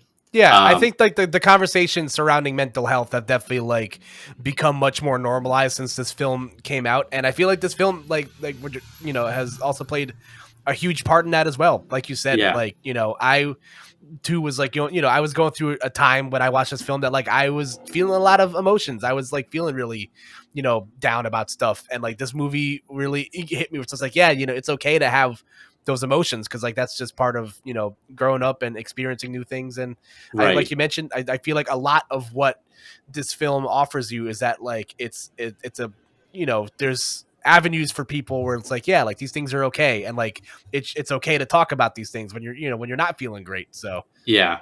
And but the thing I was like trying to get to with that, I just wanted to preface it because I didn't want to come off like with the wrong signal here. But like, yeah, of course. Part of the message with this movie is that like it is okay to be sad. Like, and there are certain things that like there is a reason that we feel it, and I think like certain things you can't process them if you just wash them out with forced happiness, right? Yes. And like to be a little corny and quote a Wonder Years lyric, it's not about forcing happiness; it's about not letting sadness win. It's like one of my favorite lyrics. Snaps. And in this movie, like without spoiling it, there was like a critical scene where like happiness doesn't work, uh, and you need to have like that perspective of being sad and like the empathy that comes with having gone through like being depressed or experiencing something similarly sad, right? And I think in a lot of ways, like when I was like at my lowest points, I did learn a lot about myself and about the world. And it helped me be a little like I was more critical about things. But also, when you stay in that space for too long, you get jaded and it becomes very detrimental, obviously. So I wanted to just preface that topic carefully because I don't want to make it sound like being sad is a good thing. But there are like, there is like something valuable about you have to be sad to know what it means to be happy, right? Like, Yep. Was it like Brave New World, like that book? That's basically the central message there. Yeah, pretty much. So yeah, anyway, I think it's like very good to have this as a resource for kids to be just like, yeah, sometimes you're going to be sad and you're not going to feel great, but it's going to like make you better in the long run. And sometimes you just need to like accept the fact that you're sad in order to truly get past it and to be happy again. So yeah, I think that message is it's like almost perfectly handled in this film, I think. Yeah, no, I agree. And I definitely highly recommend everybody rewatch this film. Or watch it if you haven't seen it before. It's got a great voice cast. Like we mentioned, Mindy Kaling also in this movie. Totally forgot about that as well. And Bill Hader and Bill Hader, Lewis Black, like all over this film as well. It's a really, really funny movie and a great watch. But as we move on, we already know what my number 4 is. So what's your number 4 movie on your list, Cam? Okay, number 4. I put Up. Oh, okay. Yeah. Go off. So this is one I also owned. Everyone talks. You have to mention it. Everyone talks about the first 5 minutes of the movie, but it is like the first 5 minutes of the movie are like incredible. It's like a short film within a film, and when you watch it, you just don't forget it, right? Like it just kind of sits with you, and it is such a beautiful way to set up. Like you're like, this is the first 5 minutes. Like there's more. And it does just set the tone for the rest of the film so well. And I just think there's something really unique and whimsical about Up. It's, I feel like this is going to sound kind of funny, but like, I feel like you just don't get a lot of movies about the perspective of like older people, a lot of movies. It's like people like, it's like about like kids and teenagers or like, like buff 30-year-old action movies and shit. I don't know. Yes. Like, you know what I mean? Like you don't get you don't get a lot of these more like somber, like movies about the perspective of like being like growing old, and dealing with those hardships. Not to say that those movies don't exist, but I just think, they're not as common, right? So I think for like Yeah. a Disney Pixar animated movie to like have that like that element in its narrative is just, it works really well here, and it's compelling. And I think like just the dynamic between this older man and this young boy is really charming and funny, and they learn from each other, and I like this kind of like the whimsy of this house being like elevated by balloons, and there's just a lot of cool visual things happening in it too. I don't know. I think it really just stands out. It's there's not a lot of movies that I can even think to compare it to, and I think that on its own is like very compelling about it. So yeah, I just think it's a very like touching kind of like thoughtful film, and I just really enjoy it. Yeah, no, I feel a lot of those same sentiments. I definitely like fought with myself for hours on if I can survive another day on the internet without putting Up in my top 5. Right. Yeah. I think the reason I passed is because for some reason, like whenever I really get invested in like a piece of media, like I obviously want to like talk to my friends about it and all that jazz. And for some reason, this movie just talking about the movie All That Jazz. Yeah, and and that song from Chicago, All That Jazz. So, right. But yeah, for some reason, this movie just kind of like missed me in my cycle of like watching movies. Like, because for years, whenever I'd like see Pixar movies when I was younger, I'd always go with my parents. They'd always want to see these movies with me too, because there's plenty for adults as there are for kids. And I didn't see this movie till I was like, like a little bit older. Like, I think I might have been in like high school when I watched Up for the first time. And it left an impact on me. Like you said, there aren't a lot of films that focus on the perspective of an older person, and it's whimsical, it's beautiful. Doug is a great addition as a fun animal sidekick, and I believe this is also another movie that's getting a Pixar TV show or something, if I'm correct, on Disney Plus. Oh, it's like, I think there's like a Doug spin-off series coming, which again makes sense. Love it. Interesting. But yeah, this like all these movies are great. This one definitely hurt to like. Don't they know there's already a show called Doug? Yeah. There's also a show called Disney's Doug. Like, yeah. Like, come on, what are we doing here? But dropping the ball. Yeah, this movie, just like set piece wise, it looks beautiful, it's beautifully animated. Like you mentioned, those first 5 minutes are iconic. It sits rent free in your brain for the rest of your life once you see it. It's such a beautiful film. I love it a lot. It's a lot of fun. But so as we mentioned before, my number 4 film's Coco. We waxed poetic about it earlier. Yeah. So Cam, I will once again toss the ball back to you. What is your number 3 Pixar movie? Number 3. Ratatouille. Oh, I was waiting for it. Yes. I was like, are we gonna go to a whole podcast without saying it? No, we're building up to it. Oh yeah, the payoff was worth it. We got to give a shout out to Sean Tony, friend of the podcast, friend of the show. Yeah, guest on the podcast at some point. Yes. So, yeah. But yeah, he just likes to say Ratatouille. But no, I love Ratatouille. For the longest time, like I think like in the Zoomer zeitgeist, millennial, maybe it's more millennial zeitgeist, I don't know, but I feel like it like in the last couple of years it got like kind of internet popular, and then there was like, didn't TikTokers like recreate Ratatouille or something, like the musical? Yes. Yeah, that did happen. So I feel like it has gotten like an appreciation later, but when it came out, I feel like Ratatouille didn't have the same impact as like other Pixar films. And I remember even like when I saw the trailer for Ratatouille, I was like, looks all right.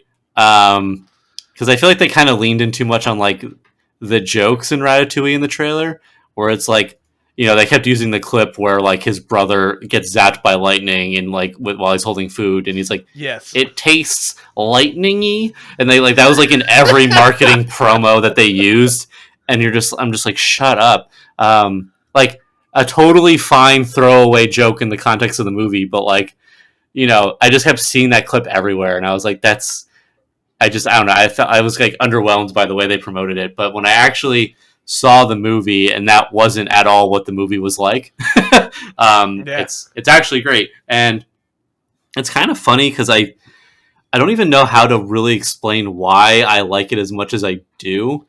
There just is something about it I think is just really charming and fun. Like I feel like it's like the whole time I'm just in like the way that the movie's like the pacing is really good. I feel like every scene is interesting and it builds up in a really and compelling way. And there's just I don't know. There's a lot of interesting ideas. I don't know, a rat that can cook. Who would have thought? But Yeah. I don't know, kind of like this. Like the Gundam piloting of a rat controlling a human, and just like there's some really good characters. Like the different chefs in the movie, and kind of like this idea of like this top chef being reduced to like a marketing mascot, and there's like the actual like business guy like pulling the strings behind the scenes. Like there's a lot of good stuff here, a lot of good ingredients that all come together to make a great dish. So I don't know. There's it's funny. It's like it's compelling. It's just kind of like I don't know. It's like and the animation, I think, especially for the time too, it was just like really cool to see like one of the like iconic scenes, right, is like when Remy's first like learning how to cook as Linguini, Yeah. and they're like going through the kitchen and like hitting all these pots and pans and stuff, and like that scene is just like super good. And I feel like there's a lot of moments like that, just like that attention to detail throughout. I think it's another movie that just happened. It's just really solid, really well paced, and then of course the ending.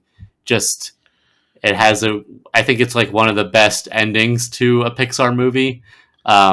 Just the way it kind of like comes full circle like that is, with the food critic and everything is just so satisfying and Yeah. like poignant. It feels very earned, and it's like it's not like a forced thing. So yeah, I just enjoy it a lot. I think it's now kind of getting the appreciation it deserves, but I felt like at the time when it released, it was not really talked about that much and maybe underappreciated. So I do think it earns my number 3 slot. I just think it's great. I respect it.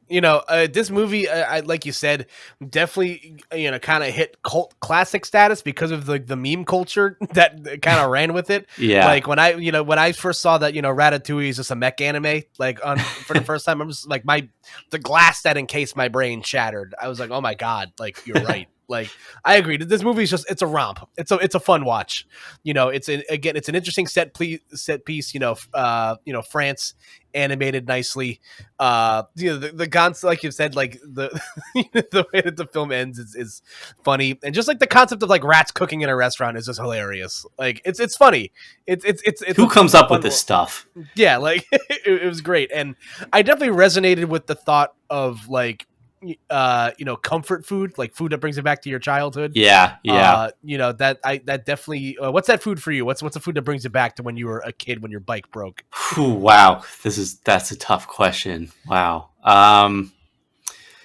Comfort food that specifically brings me back to my youth. That is, I mean, I feel like it's gotta be, it's got to be fried chicken. It's just like, Ooh. When I was a kid, my parents would joke like, "You're gonna turn into a chicken because you eat so much chicken." Like I feel like my grandpa still tells me about that. Like my favorite meal as a kid was Burger King's chicken nuggets. It is still a travesty to this day that they changed the nuggets. And apparently they are testing the Crown Nuggets again in Miami, Florida. So like I am praying to God that Florida doesn't drop the ball on this one like they do everything else, and they roll back out those Crown Nuggets nationally, because that was like I could eat those nuggets like nonstop.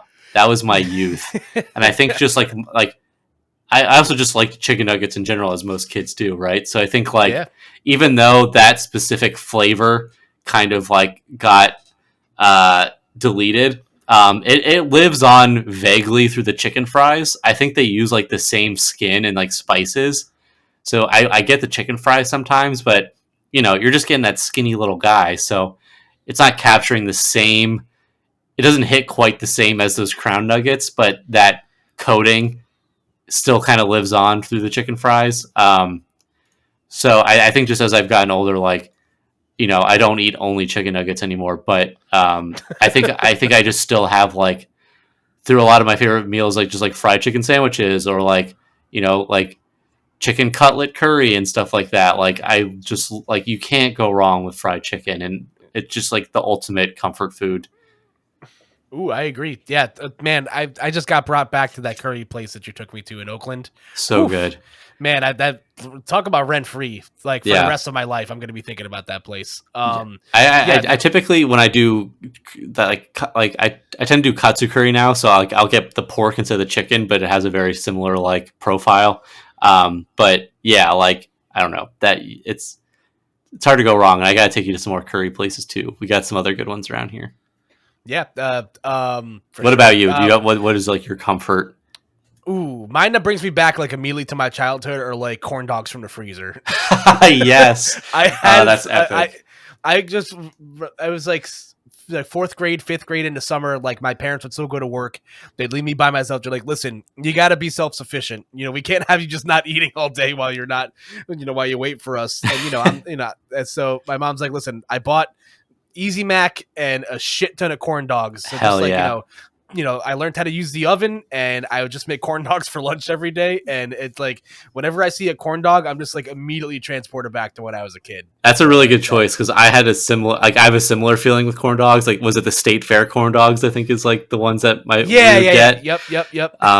So I'll even occasionally I'll just buy those freezer corn dogs just to like relive that a little bit too.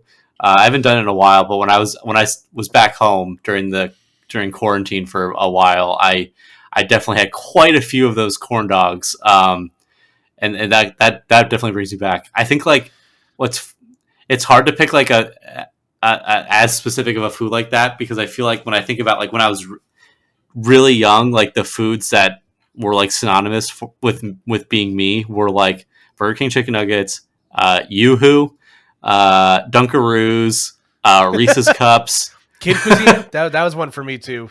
I definitely had those, but I don't have the same like.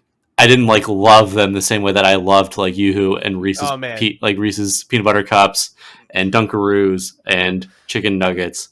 Like those were the kings. Like my go-to like meals and snacks if I had my way. But I kind of Dunkaroos aren't really a thing anymore. They finally brought them back, and I did recently get those Dunkaroos to relive my youth a little bit, and I enjoyed it for what it was, but it doesn't quite hit the same anymore. Your taste change as you get older.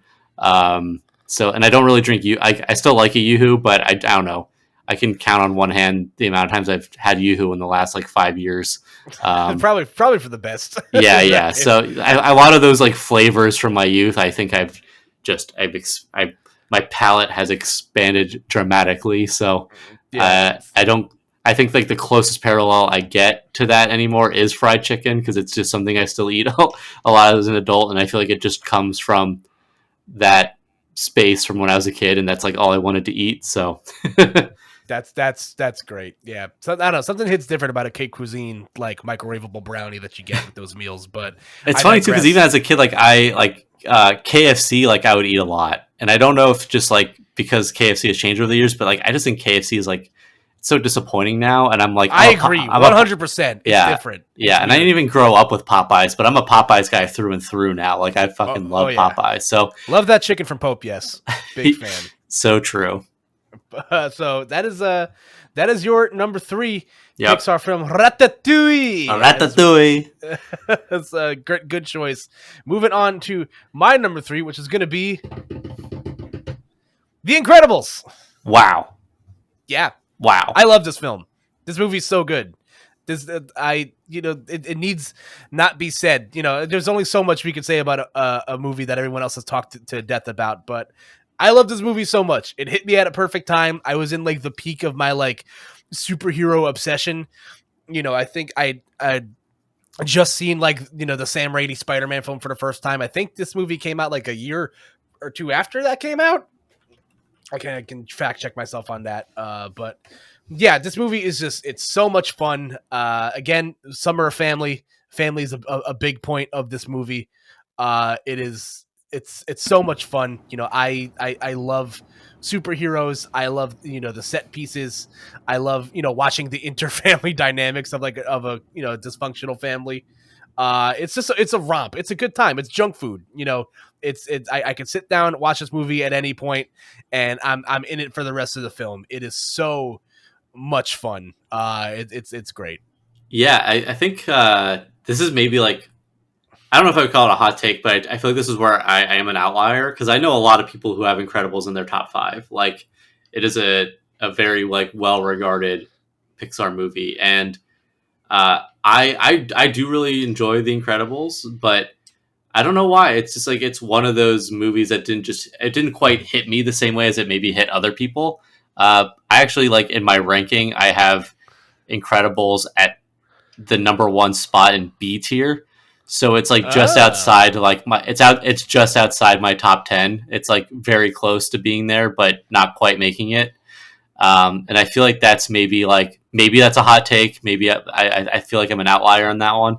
But it's not because I dislike it. Like, I think it's really good. Like, I think Incredibles, it's incredible. But I think, like, yeah, I don't know. It's hard for me to explain. It's just, sometimes, like, you just, when it comes to your favorite media, sometimes it's just not even logical. It just like you said, sometimes it just catches you at the right time.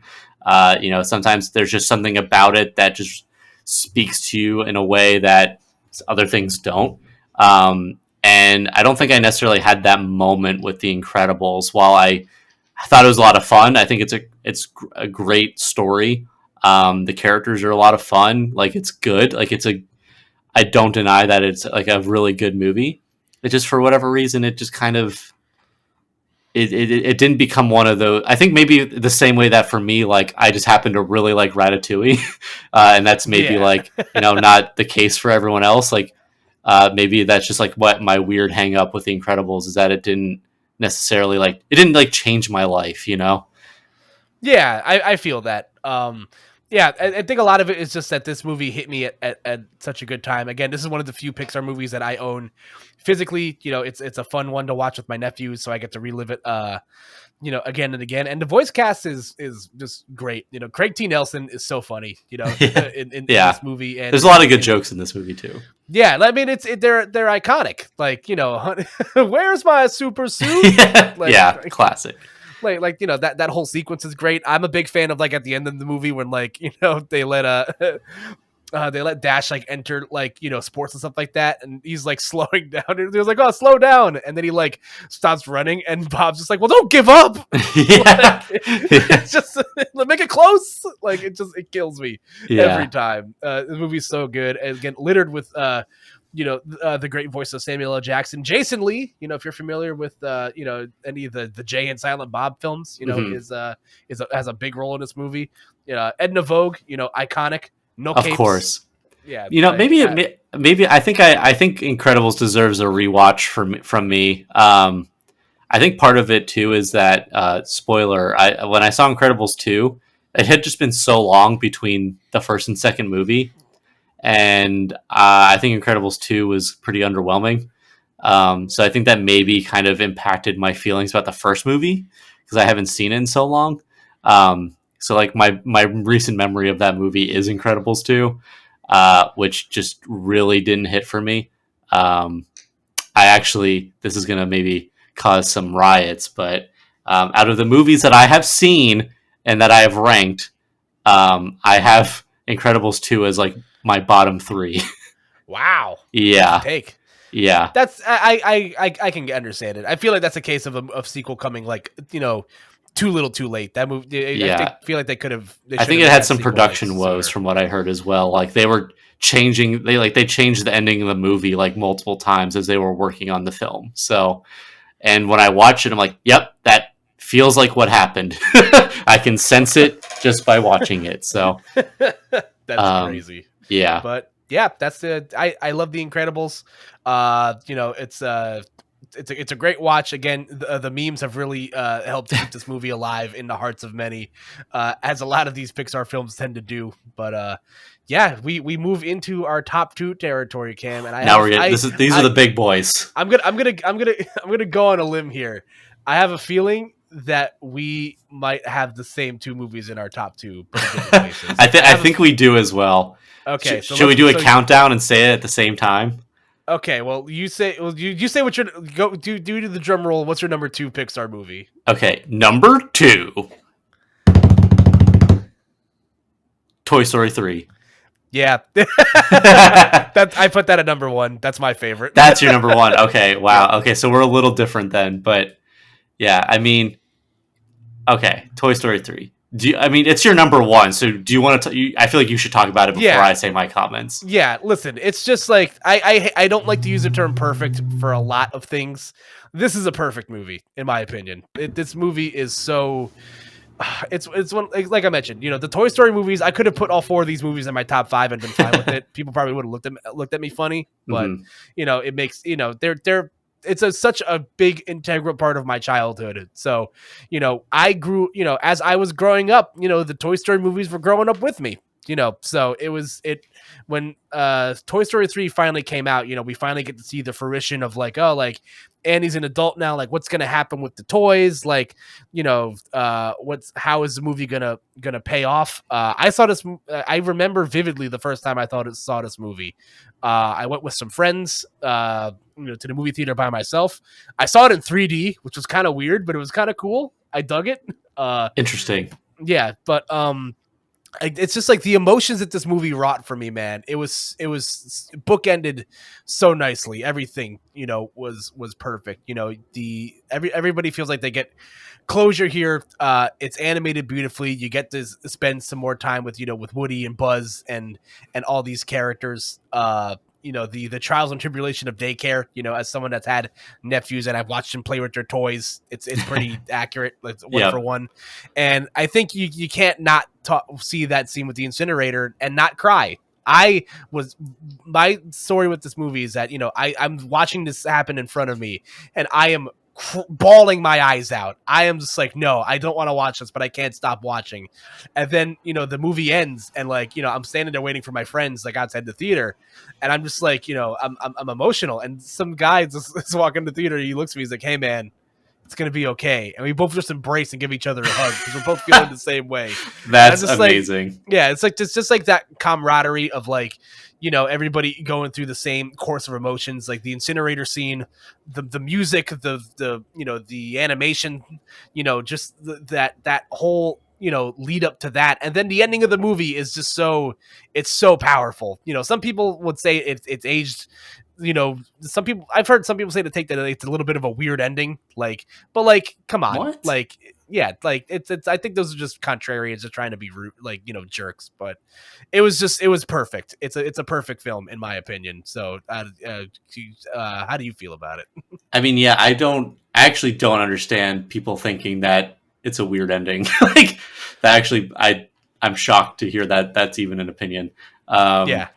I both. Yeah. Yeah, I mean, I'll say it too. I think Toy Story 3 is a perfect movie. I think it's one of the it's a masterpiece. It's one of the all-time greats. Even like I think even not from a Pixar perspective, I think just as a film, it is possibly. I think Toy Story 3 is quite possibly one of the greatest like sequel movies ever made, like of any franchise. Like there is. To get even like more granular, I guess, like in terms of like trilogies and sequels and stuff, like I think you're going to be hard pressed to find a third installment of a film that is as perfect of a conclusion as Toy Story 3. Like, it is such a beautiful movie, and in terms of the time that it was released, the emotional arcs of the characters and the like everything, just it was perfect. It came out at a perfect time. Andy is going off to college, and the majority of people that grew up with Toy Story that were like our age, like when we were kids watching Toy Story, like Andy going to college is the same time that we were growing up and going to college. Yeah. So like that was just like a incredible kind of 1-to-1 to like grow up with this movie. And the kind of journey of Andy growing up and passing down his, like passing the torch to the new generation, like to the next kid that will love these toys as much as he did, and like what it means to both of them. It's just beautiful. It's like, it's so poetic, and I don't think there's a single drop of this movie that is wasted. It's all the new characters that are introduced are fitting. I've heard some not like criticism, but just like critique of the film that the antagonist of this movie is very similar to that of like Toy Story 2, and some of the themes across the three movies are very similar, which I think makes sense. I think that's like a valid thing to point out. But I just think in the context of this movie, all of the pieces are laid out.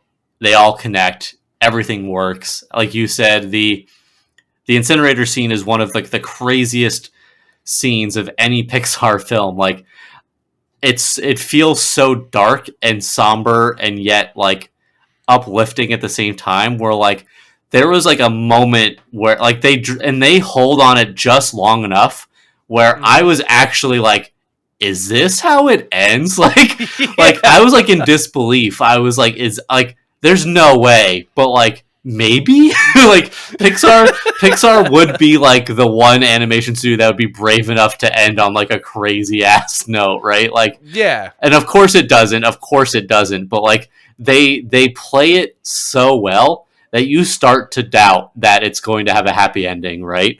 Like it is so masterfully crafted, and it's not even done to like, some stuff is like, you've heard like the phrase like torture porn, or just like, like just like, like depression porn and stuff, where it's just like, you're like, okay, like this is just, you're just doing this to try to make people feel as bad as possible. But it doesn't feel that way at all. Like it feels earned. Like that's the thing I keep going back to with a lot of these movies, is like, do the emotional arcs of these narratives feel earned? And in Toy Story 3, I just think everything comes together in a way that is like, so it's almost like once in a lifetime, where we grew up with this movie, the characters grew up with us, the writing is like some of the best writing you're going to get for a third installment of a franchise. Like, and that's kind of like why Toy Story 4 left such a bitter taste in people's mouths, because Toy Story 3 really was the perfect ending. Like, it's perfect. It's a conclusion. We get everything we could have wanted. It's, what more could you possibly want from a movie? That is how I feel about Toy Story 3. Yeah, no, I echo a lot of those same sentiments. Like, it's partially why like Toy Story 4 left such like a rough taste in my mouth. Like, yeah, like it was a fine movie. Like, it was a fun watch, but like it really kind of makes Bonnie look like a worse character, because like she spends so much of that of Toy Story 3 like pining over Woody, and then for everything that happened in Toy Story 4, it's just like, I don't care anymore. Like it feels very fitting of a kid, but it still just made me it is funny, because I agree, like it, like kids do that shit all the time, so like in the context of like reality it makes sense, but in the context of a film franchise it feels like an insult. Yeah, but like I agree with just like everything you said. Like I was with you, where like I'm going through like the 7 stages of grief in like 5 minutes, like watching the incinerator scene. I'm just like, are they really gonna do this? Like, this is like, I'm just like, they can't. like, but unless like, Yeah. like it was just like, Denial, anger. yeah, and You know, even like acceptance. but like again, even as serious as this movie can get, especially when you like start learning about like, you know, the darkness of Sunnyside and like Mhm. how you know, rough of a villain that Lotso is, like it still has those light moments. Like Spanish Buzz makes me So laugh funny. uncontrollably every time I see it. I love like whenever Toy Story like leans more into like the toy stuff where it's just like, oh yeah, he probably has like a factory reset button where you can like turn him in, you can like make him talk Spanish and like different languages and stuff. Like that's so funny. Like I Yeah, love like the little like cameos of like Totoro and stuff. I that think was that's really cool. like Yeah, that's fun to watch. Like there's just so I love the scene of like Mr. Potato Head like that was what the one I was gonna say. he's just sticking his body parts into like various like the tortilla and he gets like pecked Yeah, apart by the bird. Like that's so it's so that stupid. the tortilla gag is like one of the funniest. Like, it's such a good gag, and it was funny because like Sean and I were looking at our like top Pixar movies together, and one of the things we talk about and is that like if there are so many existential questions about who like when does Mr. Potato Head get consciousness? Like, is it Yeah. the pieces? Is it the bot? Like, it raises so many questions, but I don't even care because it's just such a good joke. Like, it's so well executed that like your suspension of disbelief just allows for it. Like, it's you know, it works. So yeah, it's really funny, and you know, the thing that we do say about Toy Story 4, like the merits of it, is that it is like the funniest Toy Story movie, hands down. Like, the jokes in that movie are so good, and the animation is stunning. Like, it's a beautiful movie. It just feels unnecessary, and it does feel like it rolls back a lot of the character development that we got from the first three movies. So in that sense, like Toy Story 4, I have really low on my list, but like if you just pretended that Toy Story 3 never happened, Toy Story 4 is a great movie. But Yeah. like Toy Story 3 really is like just like the ultimate, like yeah, we've said it already, it's perfect.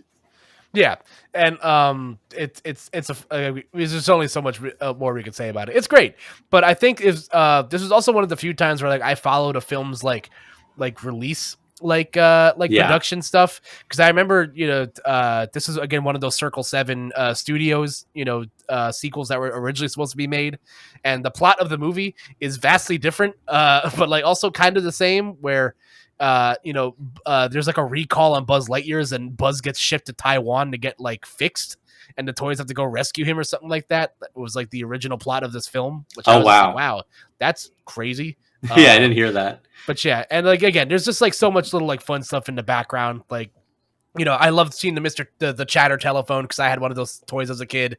Seeing Sid as the garbage guy is a fun cameo Yeah. that I feel like a lot of people forget about. It's Yeah. it's a perfect film. There's only so much more you can say about it. So that's my number one, your number two, and I feel like I know exactly where we're going with this number one. So let's Well, I gotta hear your like. Do I need to hear your number two? well, Or- here, yeah, I'll do it. I'll do it. So my number two is gonna be Monsters Incorporated. There it is. There she is. I love this movie so much. But it's my number two.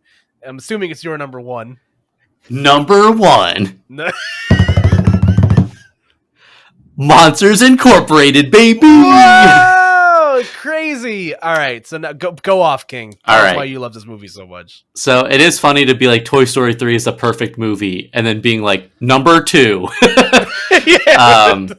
But if Toy Story 3 is the perfect movie, then Monsters Inc. is just like, to me, like it's like the holy grail. And I totally acknowledge that part of this is just like my own personal bias towards it.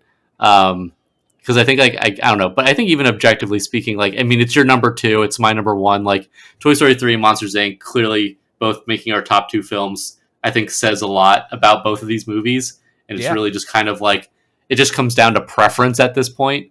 But Monsters Inc. is just, to me, like it's got a little bit of everything for everybody, but seriously, like, it's funny, it has a lot of heart. It's, which is like a central thing that we talk about with these Pixar movies.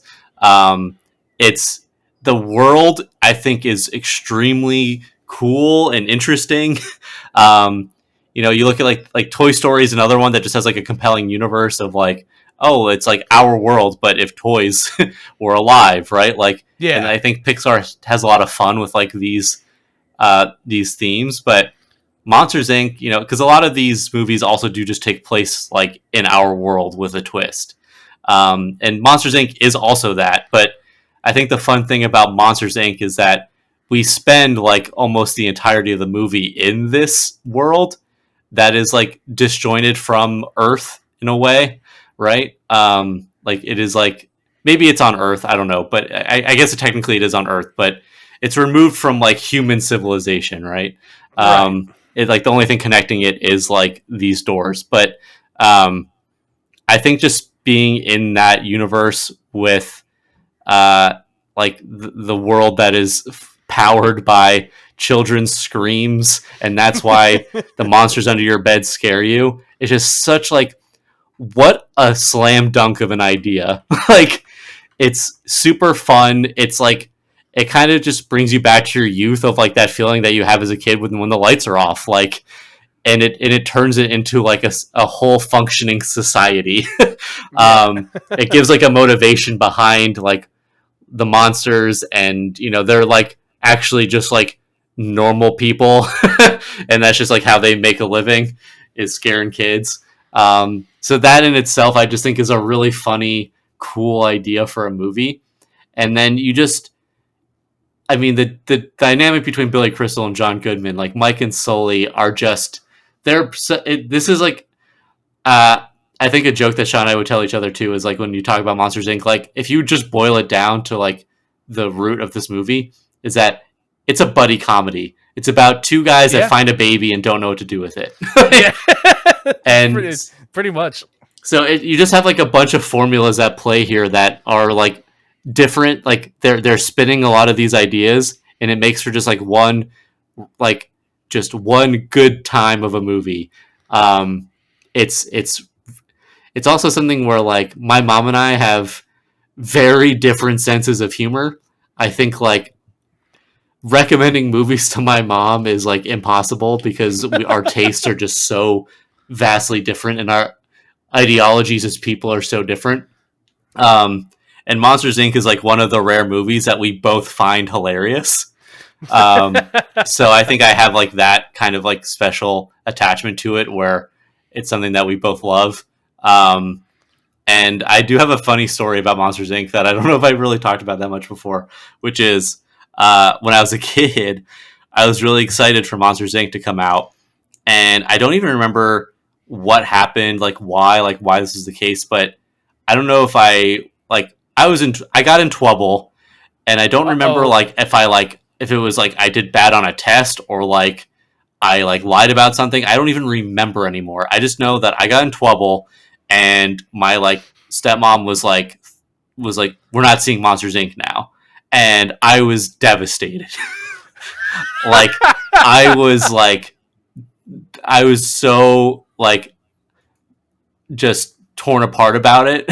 And I just did like the classic like kid like guilt tripping of just like, this is like the one thing that I was looking forward to because my scope of my life is so small as a child that Monsters Inc. is the only thing that I'm thinking about.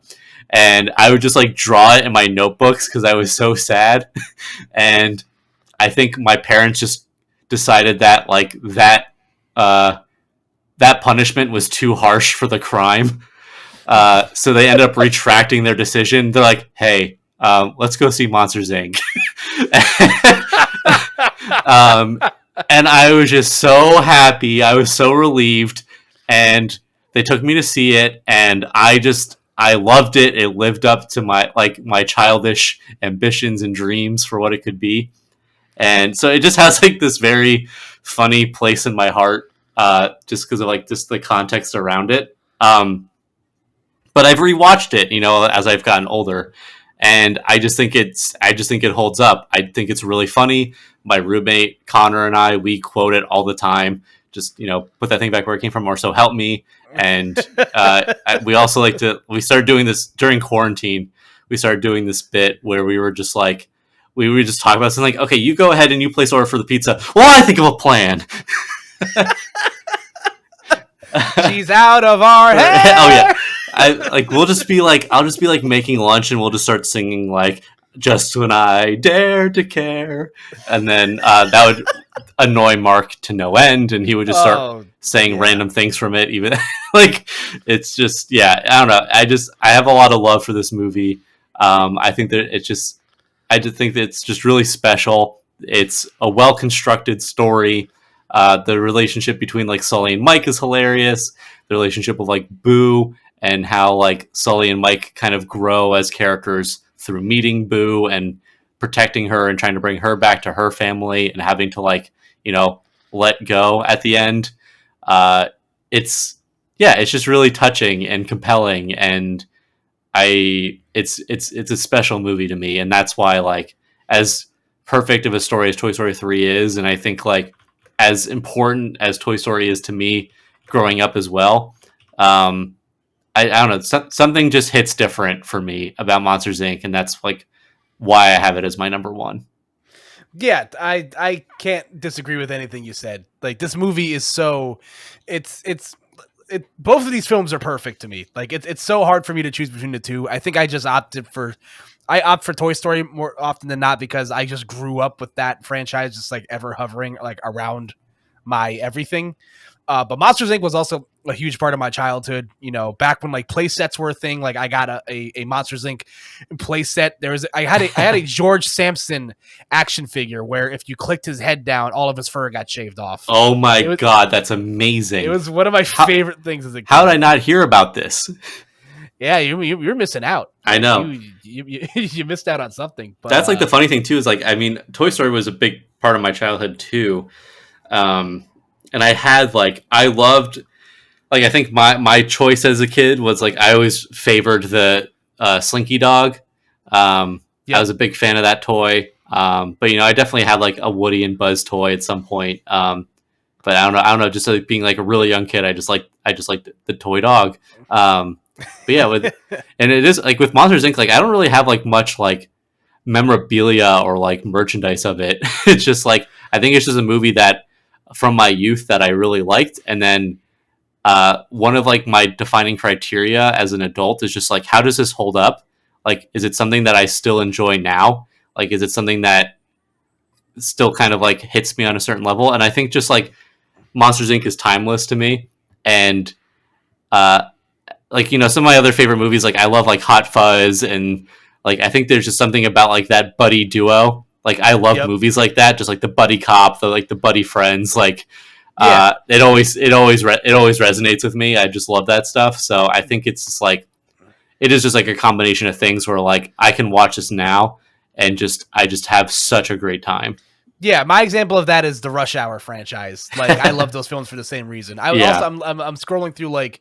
Yeah, but just like Monsters Inc. Just like again, like me and my nephew, we're around like the same age, so like we just like quote this movie all the time growing up. So it would just be a whole lot of Mike Wazowski's, and like one of my favorite like underrated lines in the movie is when they're banished and the abominable snowman's like, rule number 1, always never go out in the blizzard.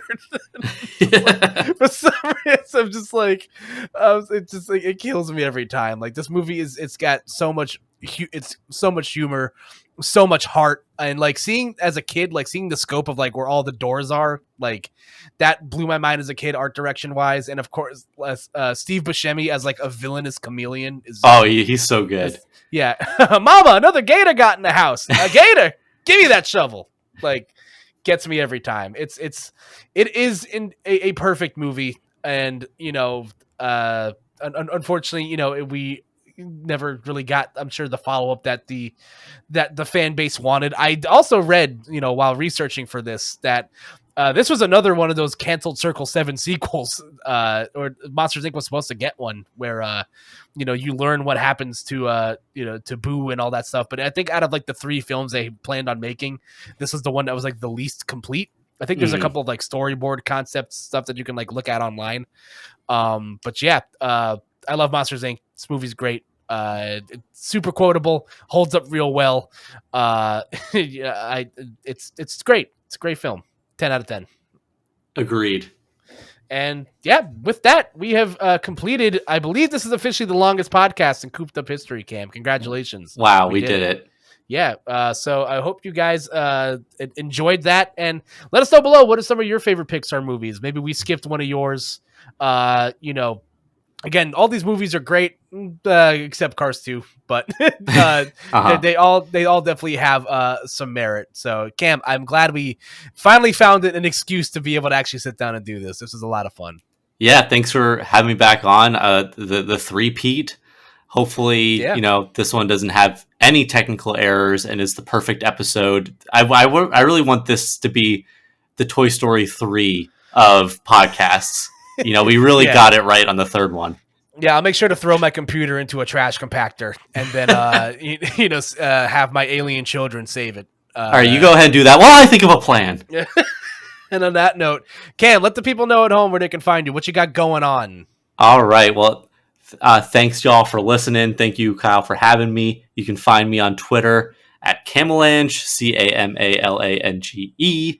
I'm also on twitch.tv, same handle, playing mostly Sonic games. Kyle was recently on my stream. We watched the entirety of Shadow the Hedgehog's cutscenes together while drinking. That was a hoot. You should download that VOD and put it on YouTube. I think it'd be fun. Maybe I will. I've been debating on how I want to treat my YouTube channel, because I have a lot more subscribers on there than I do on Twitch. But I feel like the second I put content on my YouTube, everyone will just start unsubscribing because it's different from what they subscribe to me for. But I've thought about maybe putting VODs on there or even streaming on YouTube. But yeah, so that's pretty much where you can find me. And speaking of my YouTube, same name, Camalange. I'm on there. Got a lot of old Smash tutorials and a lot of new Sonic Unleashed S-rank runs that I've done. So, maybe I'll start putting some content on there. Yeah, highly recommend. And all this stuff will go down in the description below, folks. And of course, you can find me on twitter.com and twitch.tv at Koopa and J. I stream periodically, and I'm also an esports commentator. And I got some stuff coming up the next few months, so definitely keep in touch with me, see what's going to be going on with that. And follow the show on Twitter at Koop'd Up Pod. We got an email address. You want to email us topics and stuff if you feel like interacting with us. It's at koopduppod@gmail.com. And of course, make sure to check us out on all your podcast feeds. Sub to us on your favorite podcast feed. Leave a like, leave a review. We're available on pretty much every podcast platform under the sun. YouTube, Anchor, Spotify, Apple Podcasts, Google Podcasts, wherever you choose to listen to your podcasts. Please check us out. And stay tuned for next week for more rousing Koop'd Up content. So have yourselves a wonderful weekend, ladies and gentlemen, and take care.